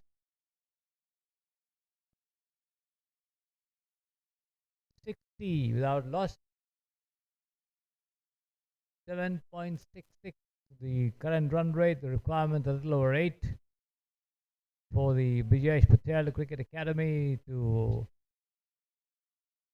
put it across the visiting Hutt International Boys School.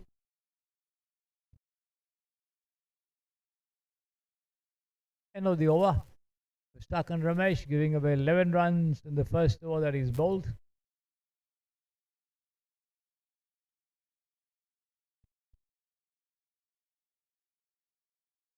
Sun out in full glow here at the Samprasiti Sports Stadium. Possibly a bit of a discomfort to the visiting team because they're not used to playing in hot climate back home. But of course, they've been around in Bangalore for the last 12 days or so. Played some matches in an even hotter place like Anandpur. So they would certainly have got used to the playing conditions as far as the weather is concerned.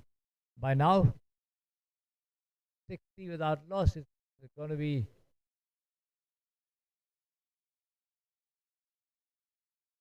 Ben Oregon to take charge of bowling operations for the first time from the far end, the Samprasiti Sports Stadium end. 104 and 72 the requirement for the Brijesh Patel Cricket Academy. This is driven on the rise into the cover region, straight to the fielder there. No question of a run as the ball is thrown back to the wicketkeeper, George Tate.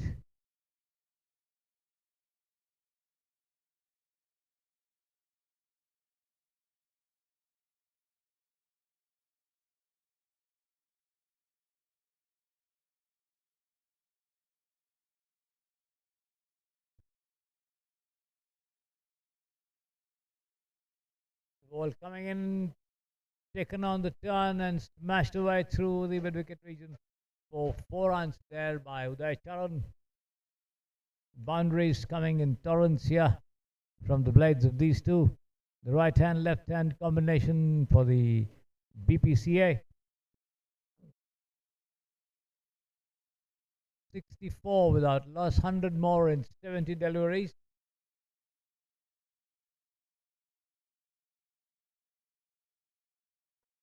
At a little over 8 runs an over. Once again, off the front foot, Uday Charan drives, but straight to the fielder on the covers there.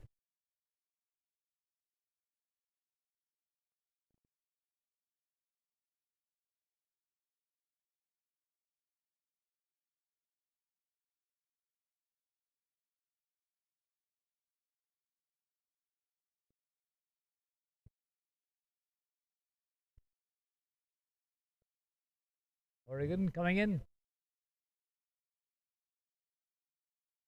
Once again taken on the rise and just slammed over deep mid-wicket for a huge 6 this time.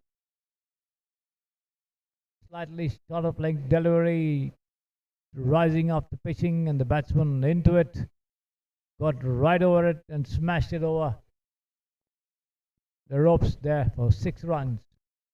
So certainly the two of them getting their eye in from the very start, and now they've managed to put 70 runs on the board for their team. 70 without loss, 94 runs more to win this match. With all 10 wickets intact. Once again, he takes it on the half volley and drives. The ball takes the outer edge, runs down towards deep point. They take one and come back comfortably for the second as well. The throw comes into the wicketkeeper's gloves there.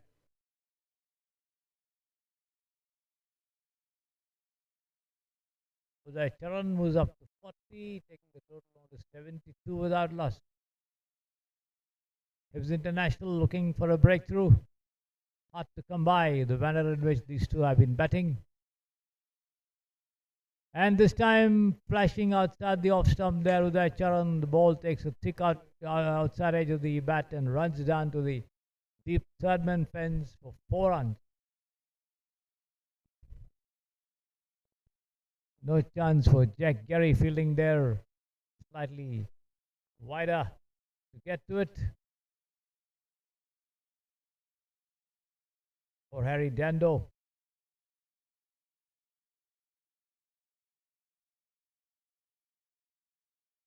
You see the replay of that flash. An outrage for 4 runs, end of the over. Oregon 16 runs in the first over that is bowled. 76 without loss, 88 more in 66. Rohit Reddy on 22 on strike. Uday Charan 44.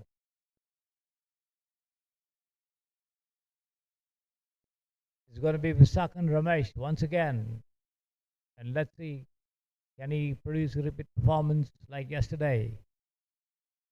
Faster delivery, or pitched outside the off stump, keeping low and just shooting through to the wicket keeper. The batsman not offering any stroke to that one.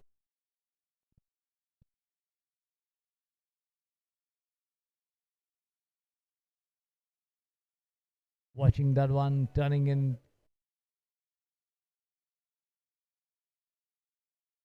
The left-hander, Rohit, tucked it away into short square. There's a fielder there.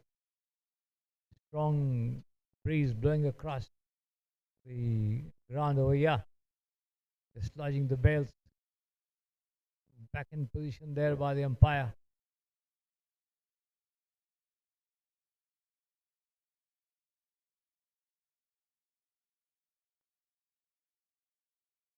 Again, Rohit kept for a drive. Jab at it last minute. The ball takes the bottom of the bat and runs down towards the extra cover region. Just a single.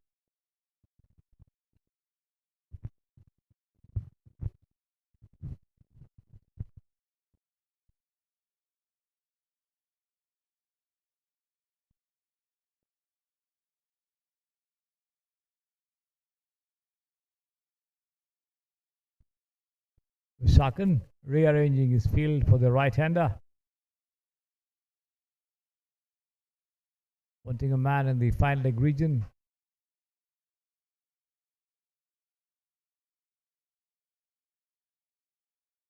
Turning in sharply from a little outside the off stump. Pitching in a good length spot. This is taken on the half volley and driven straight too long off there. Nice looking drive. But just a single. 78 without loss. Last ball of the over coming up. The 10th of the innings as we come to the halfway mark in terms of the overs. The T20 match. The ball turning in and keeping low from outside the off stump as Uday Charan goes on his back foot and drives, but straight down the track to the bowler who picks it up. End of the over. Visakan Ramesh, none for 13 after 2 overs, and the score for the Bpca 78 without loss after 10 overs. 7.80 the run rate, the required run rate 8.60. With all 10 wickets in hand as the players take a break for a sip of water. We'll be back with you once they get back into positions.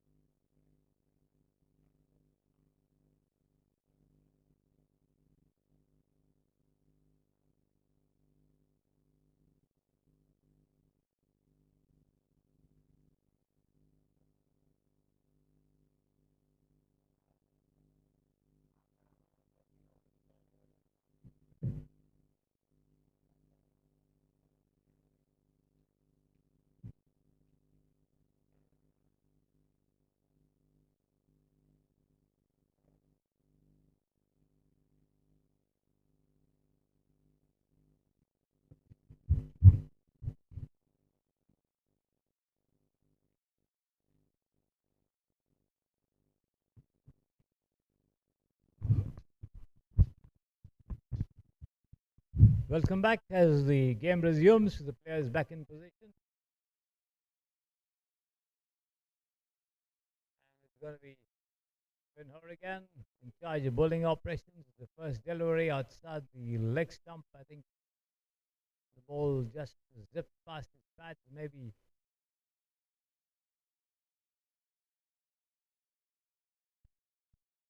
hit the outer edges as well, taken by the keeper. A lot of appeal, but nothing doing, says the umpire. Better looking delivery this time, coming in from outside the off stump, pushed defensively back into the covers there. Tony and Raymond fielding in his favorite position. Does the fielding, not giving away any runs there.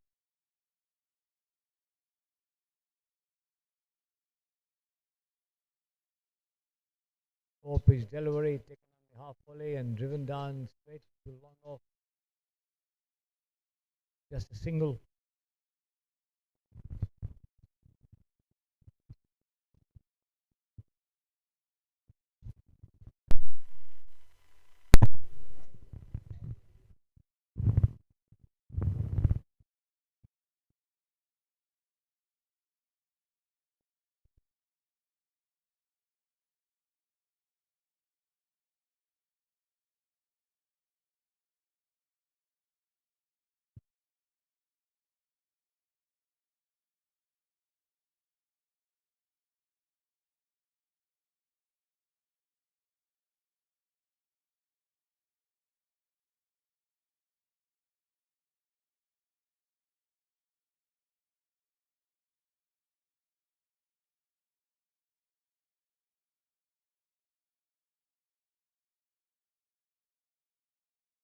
Playing ball outside the off stump, going straight through the wicket keeper. The batsman watching it all the way into the glove of George Tate. Been doing an excellent job of wicket keeping for his team. Picked up some good catches, not allowing much to pass by him.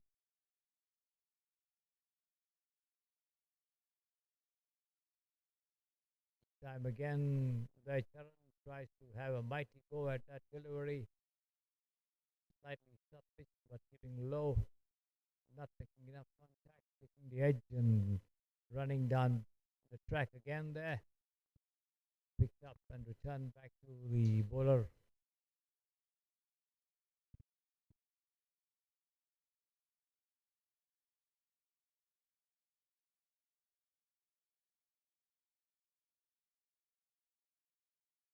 Ben Horrigan for the last time it was over. And this time, pitch delivery as the Charan connects on the half volley and pulls it away upwardly towards long on, but then can't beat the fielder there. Gets only a single end of the over. 11 gone, 80 for no loss. Brijesh Patel, Cricket Academy, really well placed in the match so far.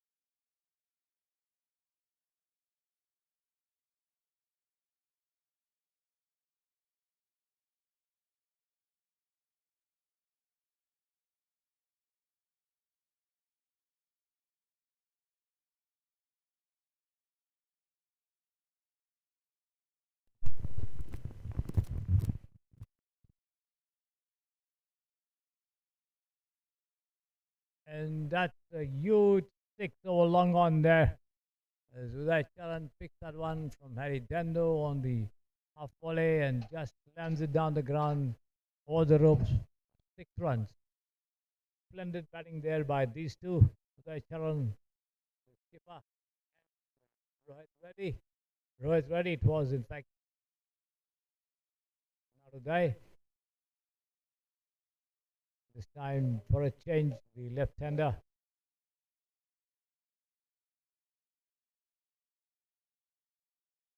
Comes short to it, pushes it defensively down the track, straight back to the bowler. This time he goes on his back foot and pulls, but can't beat the fielder there in the mid-wicket region.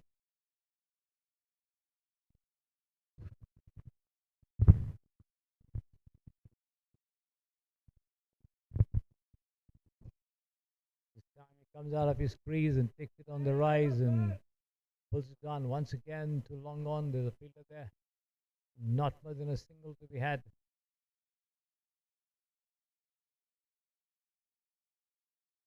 Uday Charan on 35. Uday Charan on strike now. No. His dad was telling us he got to take a wicket in the matches in Bangalore. He got some during their matches in Anandpur, but nothing successful so far in Bangalore. Full toss, pulled away down once again, too long off. There's a fielder there, but just a single. End of the over from Harry Dando. 3 overs, 21 runs. 92 without loss. 12 overs gone. 8 more to go. The required run rate 9 runs an over. 72 and 48 and 9 and over. 92 without loss. They have the wicket. They have the deliveries, and the Brijesh Patel Cricket Academy is certainly very, very happily placed in this match. And they must thank these two openers, Captain Uday Charan and Rohit Reddy, for the situation and the position they are in. Very strongly placed here. As we were talking, when the Hibs International Boys School were batting, the target might not be adequate. In fact, thanks to Thomas Kinnan, it would have been even lesser. But 16 runs in the final over and just 4 deliveries pushed the total considerably up, taking it to 163. So, but that too looked quite an easy task for the Brijesh Patel Cricket Academy boys. Quite experienced, playing various tournaments around Bangalore. Will Grieve to bowl his first over.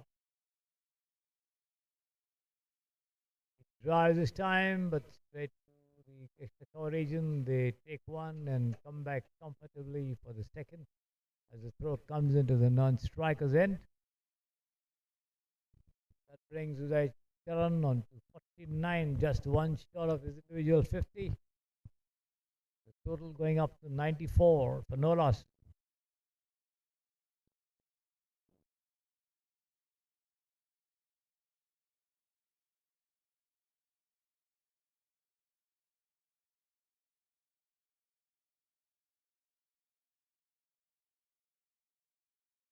Once again, this time off the back foot, the Charan drives, but a bit of a misfielding there by Tony and Raymond, resulting in an opportunity for a single to be taken, and the two of them not missing it as they cross over, bringing the attacking left-hander Rohit Reddy to take on Belgrave.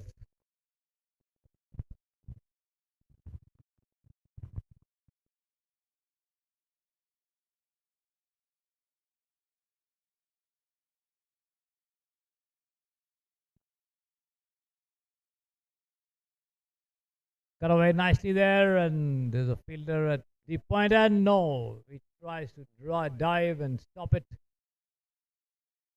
unable to do so as the ball brushes his hands and crosses the ropes for 4 runs. The batsman just opened the face of his bat and got an edge to it to the last possible moment. The ball rode away to the ropes. A huge vacant slot there between the wicketkeeper and point, and this time once again pushed down the point, the front foot, the ball taking the top edge and running down. Not responding, he gets back into his crease in time.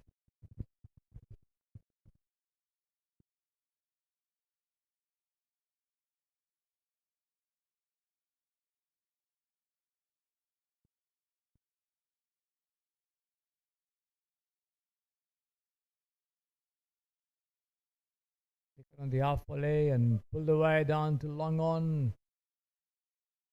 Another attractive looking shot there by this left-hander, but just a single as the ball travels straight to the fielder there.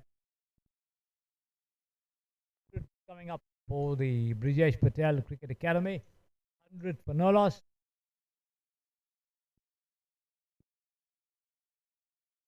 64 and 43 with all 10 wickets in hand.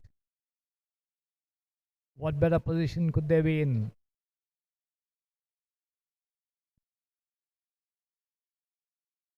On one bounce, the ball travels back to the bowler as Charan tries to drive the ball lobbing right in front of him. No run, end of the over. Belgrave 8 runs in the first over that he's bowled. 100 without loss. Charan on 50 from 43. Rohit Reddy on 40 from 35. Two going great guns here. In a first wicket partnership of exactly 100 runs and still going strong.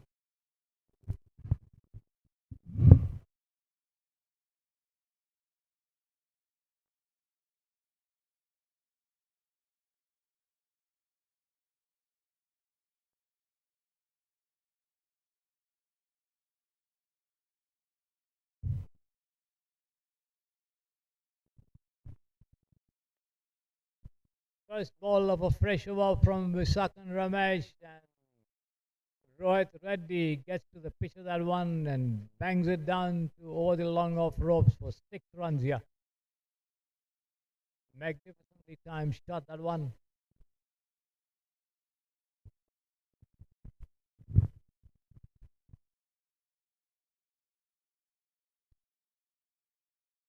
Visakan Ramesh stopping some punishment here.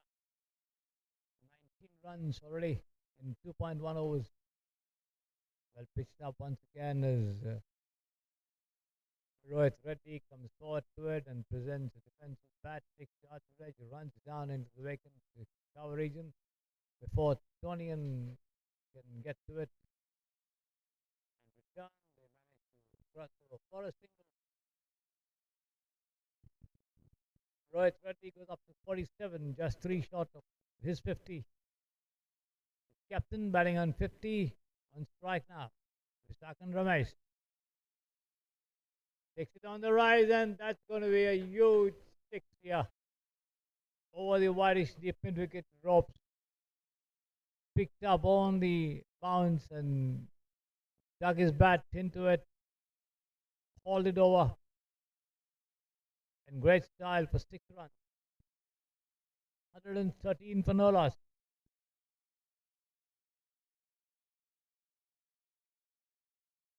And again, but this time a triple shot of the ropes there. There's a fielder getting to it on the first bounce and throwing it back to the bowler, but only a single. The required run rate coming down to 7.89. Another full toss and smashed away down. Another boundary to the deep mid wicket region. this time by Rohit Reddy, who gets to his 50 now. 51 of 38. So both the batsmen batting with 50 plus runs to their credit. Incredible knocks by these two youngsters for the Brijesh Patel Cricket Academy. And again he comes out of his sky and smashes it over the side screen for a gigantic six.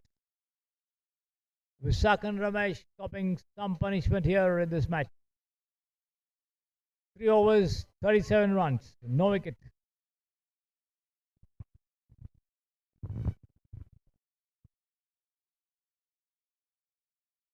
$124 without loss in 14 overs, 40 runs in 36 is the requirement at this stage of the match.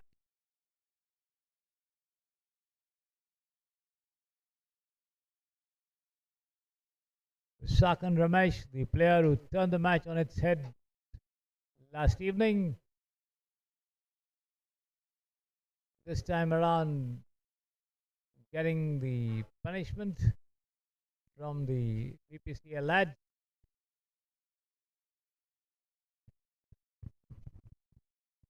Delay both of them on 57. Charan of 45 and Rohit Reddy of 39. Charan on strike. The bowling front, it's Wilgreave. The first ball tucked away to deep point, only a single.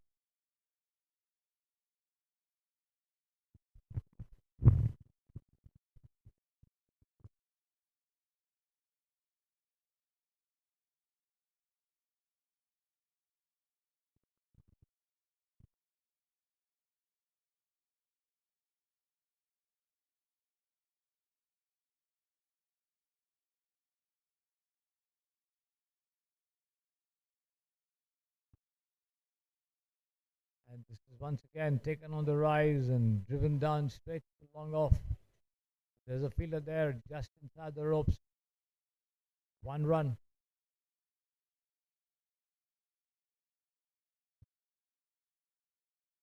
Two chasing one another in terms of individual totals.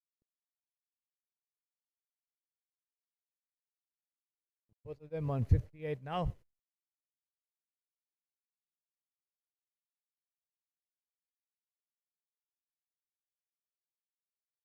Flashing outside the off stump there of the captain Uday Charan, but beaten by the bounce there as the ball rises a little after pitching on a good length spot and going straight through to the hands of wicketkeeper Joyce Tate.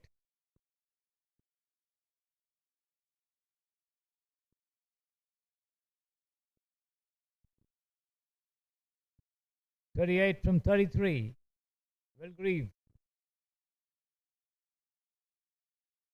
This time Uday Charan punches it into the covers once again there to Tonian, who tumbles and picks it up. No run given away there.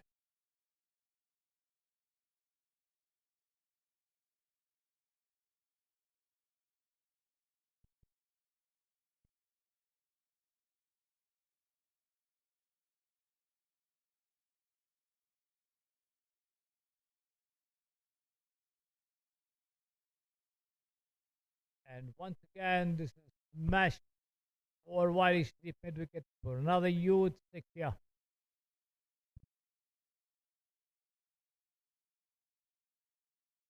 $132 without loss.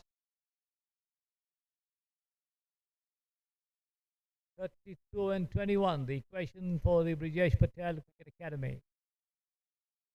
Incredible batting show here by these two boys. Charan and Rohit Reddy as Wilgreave bowls again and again, takes it on the half volley and drives straight down the deep point and takes off for a single there.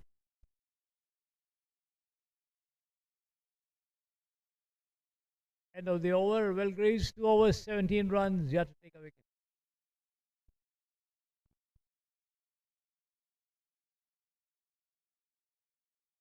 Overs gone, 133 without loss.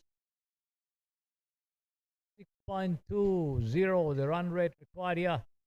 for the Brijesh Patel Cricket Academy to win this match by a very, very convincing margin.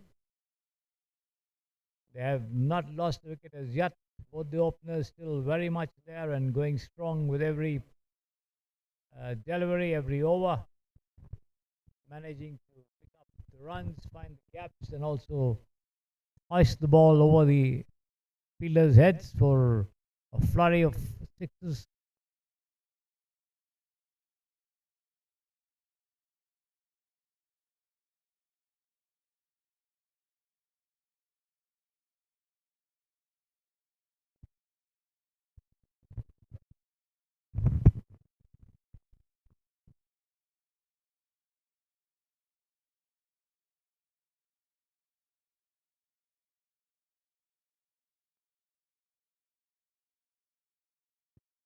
It's going to be the ever energetic and enthusiastic cricketer Ishan Patel once again to take charge of the attack from the pavilion end.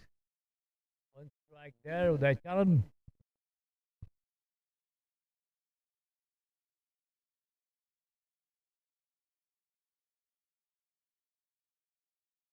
Good length delivery on the off and middle as the batsman leans back and pulls it away down to mid wicket, but straight to the fielder there, no question of any run.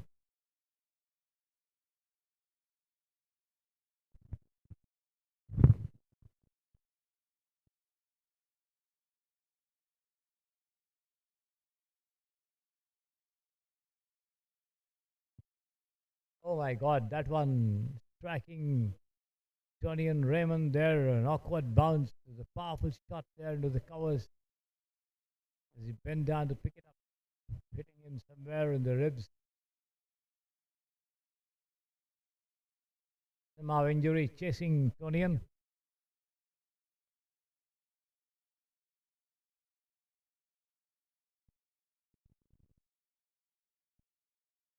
.134 without loss. 30 runs more required by the Bpca team to wrap up this match. This is wide outside the off stump. Wide called by the umpire there. One more to the total.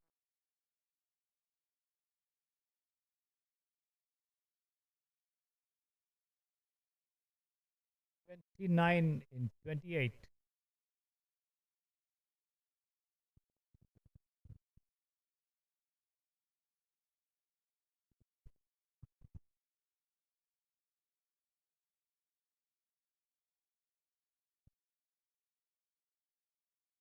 Low drive on the offside, back to the bowler.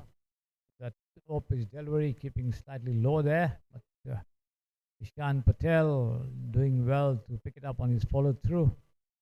Threatens to knock down the stumps, but Rohit's ready, very much inside his crease. This time he takes it on the off volley, and once again he could be out this time. Yes, he's out at long on, and Ishan Patel getting his first breakthrough as Rohit Reddy walks back after scoring 58 superb runs of 41 deliveries. So the opening pair putting on 135 runs to lose their first wicket here as Rohit Reddy walks back. Charan still at the wicket with 56. In fact, Rohit Reddy was unable to get the distance. Possibly a little tired after a long innings, resulting in a straightforward catch there at long on. So 135 for 1 after 15.4 overs. Ishan Patel striking the first blow, picking up the first wicket to fall here in the innings in the 16th over of the match.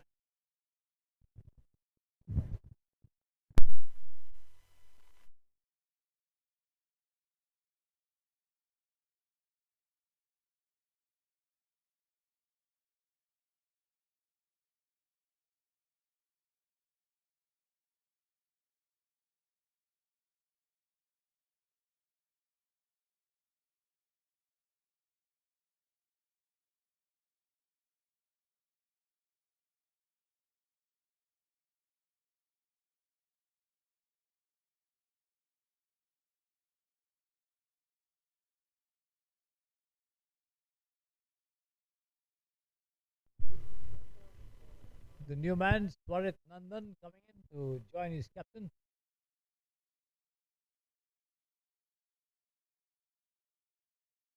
Charan batting on 66 from 32.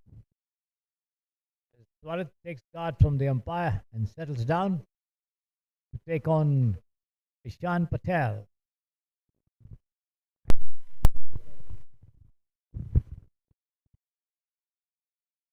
Got away nicely, and that's going to be 4 runs. So the very first ball that he's faced, outside the off stump, opened the face of his bat and guided it between the two fielders there at third man and backward point to the deep third man fence for 4 runs. So SPRORTS getting off the mark with the boundary. 139 for 1.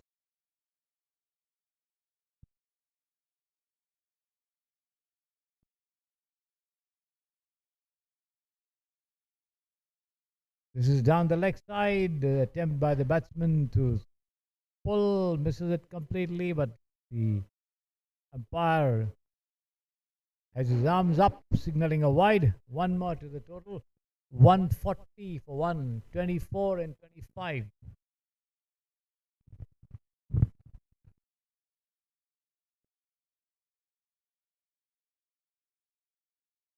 Tucked away off his patch there towards the deep backward square leg. Just a single as the throw comes in from the deep. All of a sudden, cloud cover above the venue. End of the over. Ishan Patel 1 for 26 in 2 overs. 16 overs gone, 4 more to go. 141 for 1. Bpca sitting pretty in this match, yeah. The captain, Uday Charan, still going very strong with 66 runs to his credit. Rohit Reddy out for a very, very well struck 58 runs of 41 deliveries.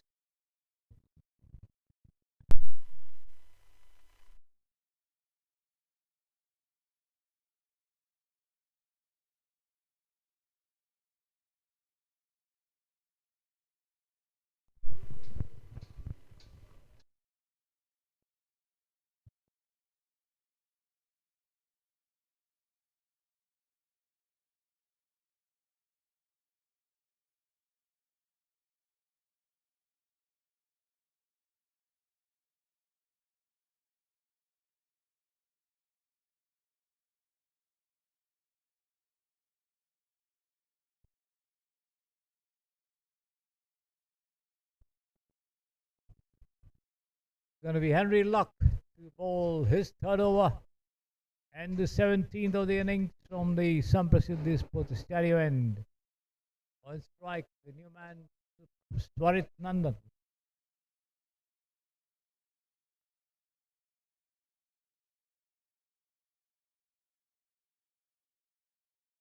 Good length delivery outside the off stump.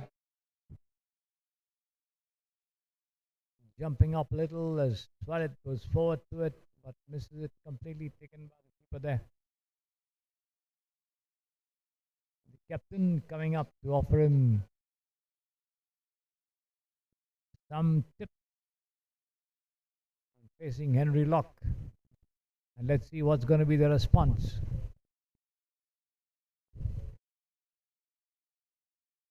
There it is. And that's a wonderful catch there.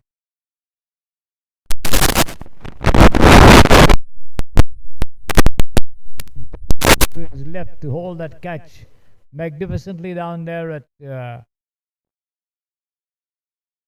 backward point, as that one from Henry Luck was tucked away by the batsman. Once again trying to guide it down to third man, but was up in the air quite low, but good enough for the fielder to dive and pluck it off to send back SPRORTS Nandan. So the Brijesh Patel Cricket Academy lose their 2nd wicket. 141 for 2.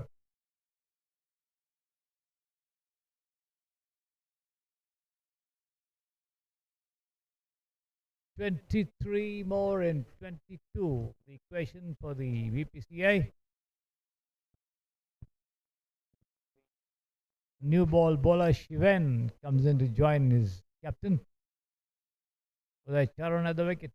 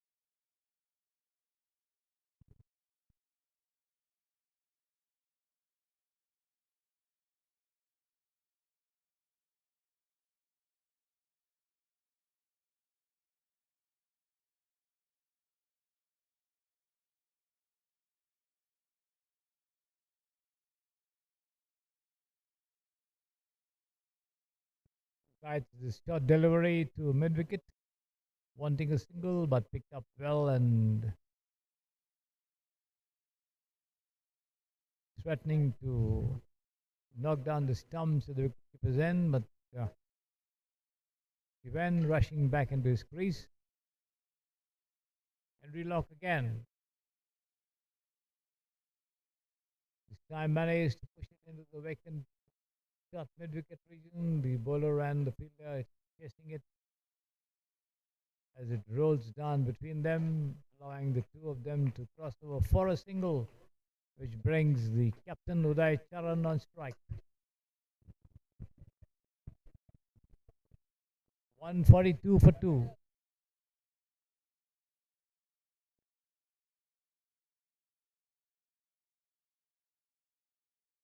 There he is, powerfully struck off the back foot there to the point, and just another single here.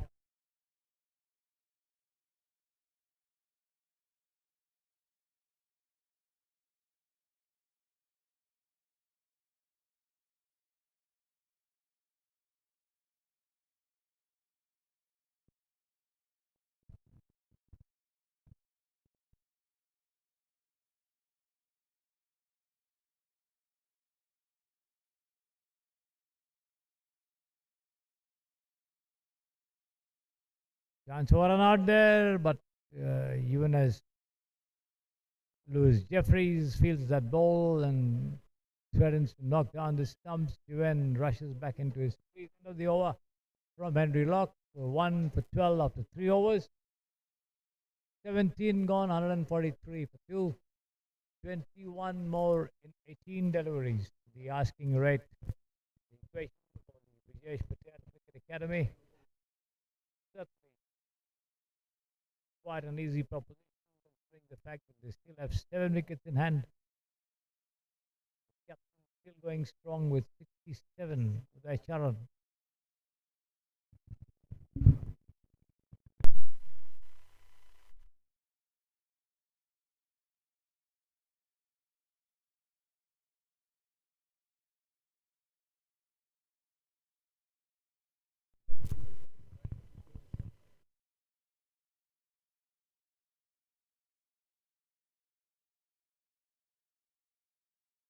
Going to be Thomas Kinnan bowling operations from the pavilion end. Another good bowler for the visiting side. He's done well in the matches here. Picked up 4 wickets yesterday, as I was telling you. He's been pushed down to point, and they take a very, very well judged single here.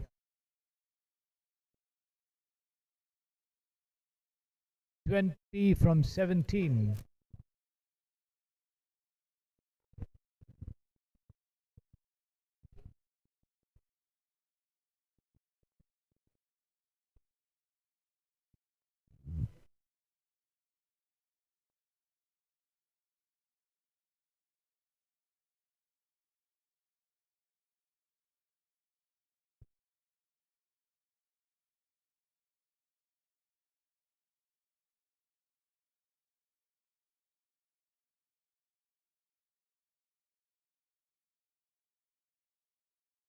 Good length delivery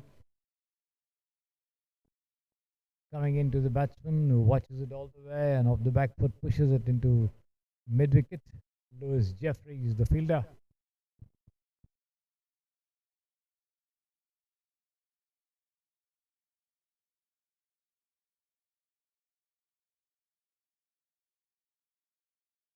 And that smashed through mid wicket.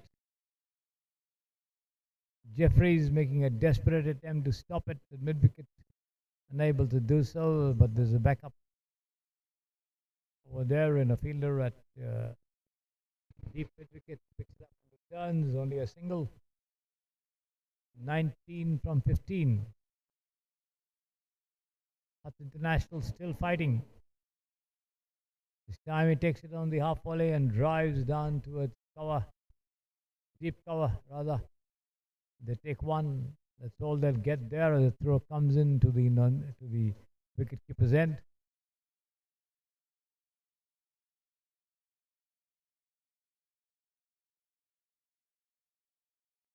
(18 from 14). Hutt International still trying to stay alive in the game.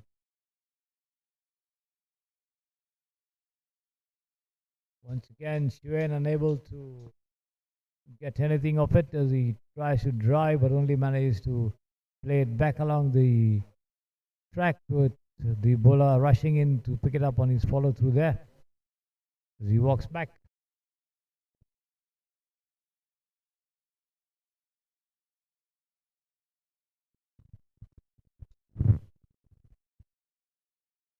This time he comes out of his crease, he takes it on the rise and punches it down towards deep in wicket. They take one, come back for chance for run out there, but Thomas Kinnan not able to collect that throw. Runs down for another overthrow there as they take 3 runs for it. End of the over. Thomas Kinnan, 3 overs, 18 runs. 15 runs in 12 deliveries. The equation for the Bpca.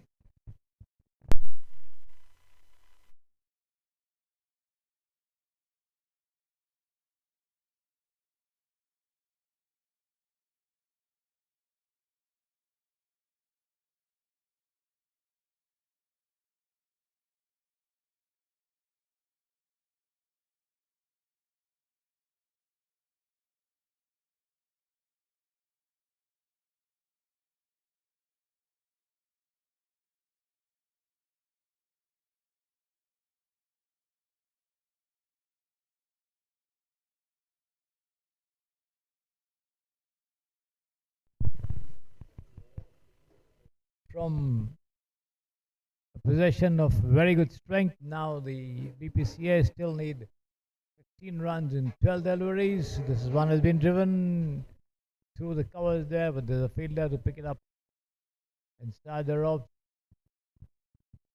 Throw it in, not more than a single. 2 wickets has certainly given the Hutt International boys a good chance to still make a match of it. Unless, of course, Uday Charan decides to. There it is, smash down the track over there to the long off fence for 4 runs.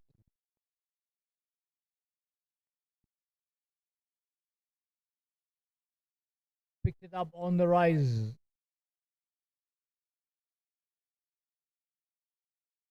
Enough far beyond that stroke to send it roaring over the rope. 153, 11 in 11. The equation coming down to run a ball.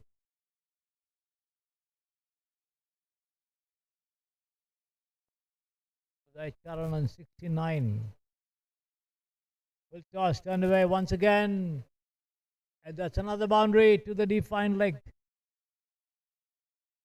Ropes, and certainly the captain Uday Charan producing a splendid knock over here as he guides the team towards victory.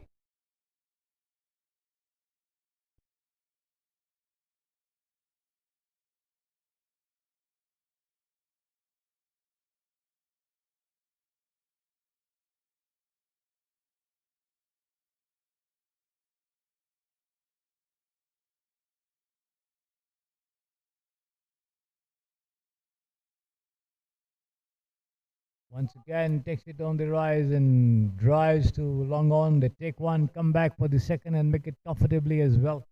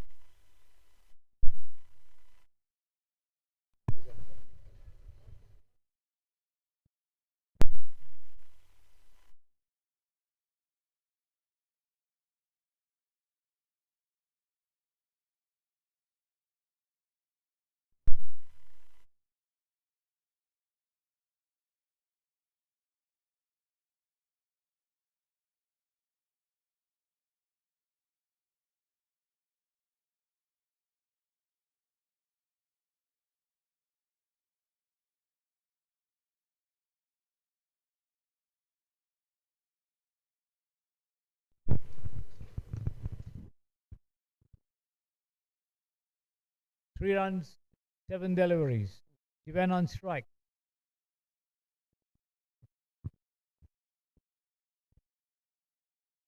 And this has been taken on the rise and slammed away over the deep backward point boundary for 4 runs, and that's it.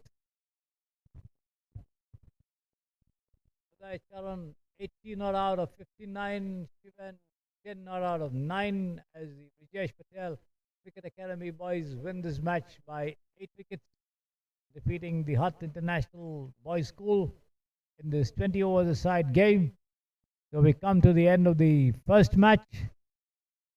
The Brijesh Patel Cricket Academy team defeating the Hutt International Boys School by 8 wickets. And once the second match gets underway a little later,